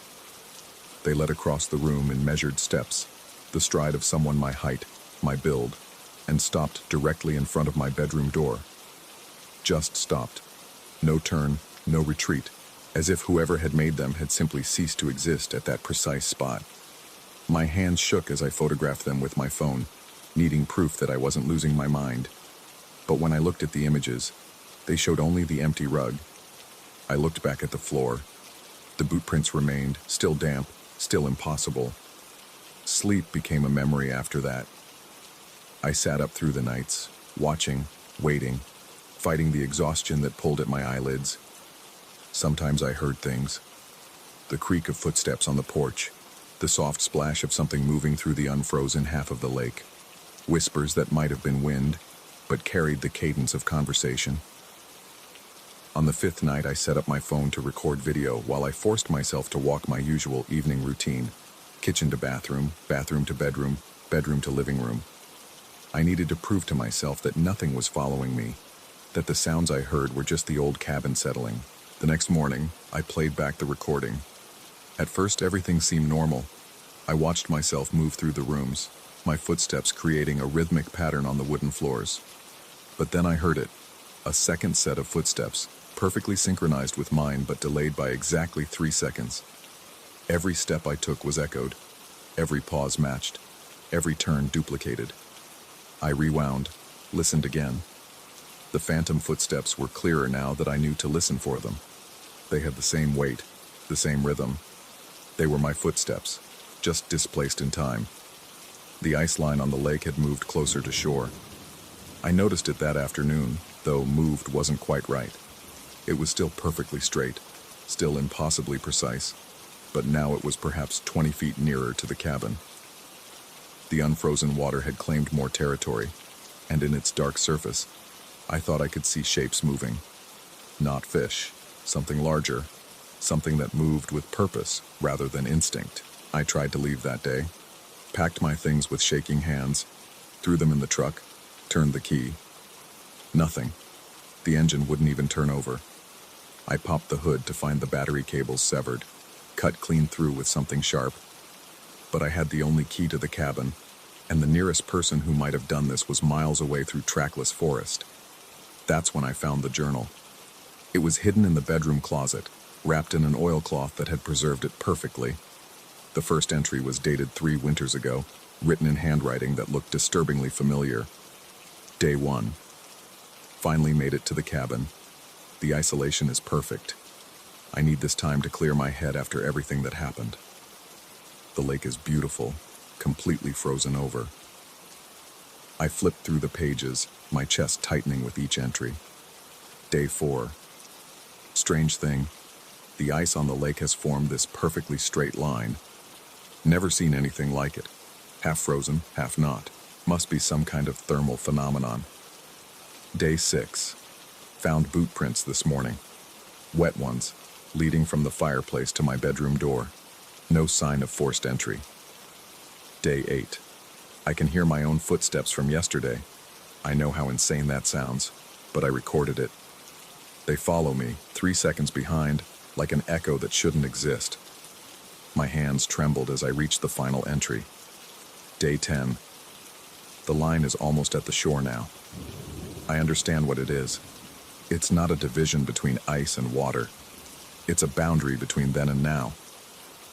This place doesn't exist in normal time.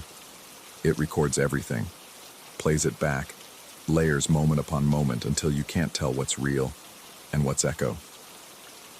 I see myself sometimes, walking through the rooms, doing things I did yesterday or will do tomorrow. The water remembers, the cabin remembers, and now I'm part of it, another recording in an endless loop. If someone finds this, the entry cut off mid-sentence, but the truly terrifying part was the signature at the bottom of each entry. The same signature I'd been using my entire life. I compared the handwriting to my own notebook. Identical. Not similar. Identical. Every loop, every line, every subtle quirk that made my penmanship unique. The sun was setting. As darkness crept across the cabin, I noticed new boot prints forming on the rug, manifesting one by one in a steady progression toward my bedroom. But this time, I could see the faint outline of legs above them, transparent and wavering like heat shimmer in reverse. They wore my jeans, my boots. I backed against the wall, watching this phantom version of myself walk my path from 3 nights ago. When it reached the bedroom door, it paused, and for one horrifying moment, I thought it would turn around, but it simply faded, leaving only the wet prints as evidence. The droplets inside the objects had multiplied.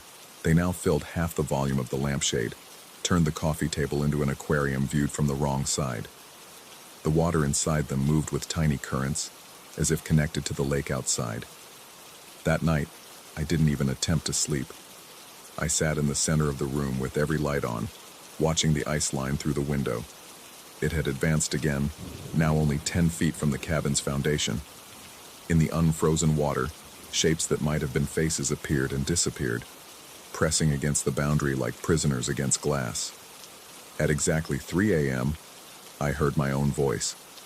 It came from the bedroom, muffled, but recognizable. It was reading something aloud, the journal entries I'd discovered that afternoon. But I had burned the journal hours ago, watched it turn to ash in the fireplace. Yet there was my voice, reading words that no longer existed, spoken by a version of me that shouldn't exist. I crept to the bedroom door, pressed my ear against it. The voice continued, and now I could hear the subtle differences. It was my voice, but rougher, as if I'd been screaming, or as if I'd been here much longer than 5 days. The doorknob turned from the inside. I stumbled backward as the door opened, revealing my bedroom exactly as I'd left it, except for the figure sitting on the bed. It was transparent, like the legs I'd seen earlier, but more substantial. It was me, but older, more haggard, with eyes that held the weight of endless repetition. It looked up from the journal it was reading, the journal I'd burned, and our eyes met. It smiled, but there was no warmth in it, only resignation. "Day 10, it said in my voice. "You're on day 10. I was on day 10. We're all on day 10. "What are you?" I managed to whisper. "The echo," it replied. "Or maybe you're the echo. Hard to tell anymore. This place doesn't record time linearly. Past, present, future. They all exist simultaneously here, bleeding into each other like watercolors in rain." It stood, and I could see through it to the window behind, where the ice line had reached the cabin's foundation. Water was beginning to seep through the walls, not regular water, but the dark, memory-laden water from the lake's unfrozen side. The indigenous people who once lived here knew about this place, the other me continued. They called it the Mirror Lake, but not because of reflections. Because it shows you yourself from every moment you've existed here, all at once. You've been here before. You'll be here again. You're here now. Have always been here now. The water was ankle deep now, impossible and cold, carrying with it the weight of accumulated time. In it, I could see reflections that weren't quite reflections. Myself entering the cabin for the first time. Myself leaving in panic. Myself growing old within these walls, all superimposed like a multiple exposure photograph. "How do I leave?" I asked desperately. The other me laughed, a sound like breaking ice. "You did leave. You will leave. You are leaving. But you also stayed. Will stay. Are staying. Every choice happens here. Every possibility." The water rose higher, and with it came more versions of myself. Some were older, some younger. Though that was impossible, I'd only discovered this cabin 5 days ago. Or had I? My memories felt suddenly uncertain, layered with contradictions. I remembered finding this place online, but I also remembered inheriting it. I remembered driving here alone, but also remembered walking through the forest, lost and freezing, until I found shelter. "The journal," I gasped, struggling to maintain my grip on reality. "Who wrote it?" "You did. You will. You are writing it now." I looked down and found a pen in my hand, the journal, unburned, pristine, in the other. My hands were moving without my conscious control, writing the very words the other me had been reading. "Day 10. The line is almost at the shore now. I understand what it is." "No." I threw the journal across the room, but it dissolved into water before hitting the wall, only to reform in my hands. The versions of myself were speaking now, all of them. A chorus of my own voice describing different experiences of the same events. Some spoke of finding bodies in the lake, my body. Others described escaping, only to find themselves driving back to the cabin years later, compelled by dreams they couldn't quite remember. One version insisted this was all a hallucination, that I was actually in a hospital somewhere, that the cabin was a construct of my deteriorating mind. They were all true. None of them were true. The water had risen to my chest, and in its dark surface I could see not just my past and future, but infinite variations. In some, I was a different person entirely, but still myself. In others, the cabin was a house, a tent, a cave, but always this same trap of recursive time. Why? I asked the original echo, or what I thought was the original. They were all original. None of them were. Because some places are wounds in time, it answered. Spots where causality breaks down, where every moment that ever was or will be in this space exists simultaneously. You didn't find this cabin. It found you. It finds everyone who needs to disappear, who wants to escape, who seeks isolation. And it gives them exactly that, isolation from linear time itself. The water covered my head, but I could still breathe. Or I couldn't breathe but didn't need to. Or I was already dead and remembering the sensation of drowning. All were true. Through the liquid darkness, I could see myself sitting in the armchair by the fire, arriving for the first time. I could see myself running through the forest, fleeing something I couldn't name. I could see myself old and gray, still in this cabin, writing in an endless journal that recorded every iteration of the same 10 days. And then I understood. The ice line wasn't moving toward the cabin. The cabin was moving toward the ice line, drawn into the space between states, between frozen and fluid, between then and now. We were crossing the boundary, had already crossed it, would always be crossing it. I emerged from the water that wasn't water, gasping in the living room that was simultaneously flooded and dry. The other versions of myself were gone, or I was one of them, or we were all the same person experiencing different temporal slices of a single impossible moment. Outside, the ice line had disappeared. The entire lake was neither frozen nor liquid, but something between, something that existed in multiple states simultaneously. In its surface, I could see the reflection of the cabin, hundreds of them, overlapping, each containing a version of me experiencing this revelation for the first time, for the 100th time, forever. I picked up my phone to call for help, but the screen showed multiple timestamps, 3 a.m., 3 p.m., January 15th, July 23rd, 1987, 2024, 2089. My call history showed conversations I hadn't had yet, messages from people I'd never met, photos of places I'd never been but recognized as if from dreams.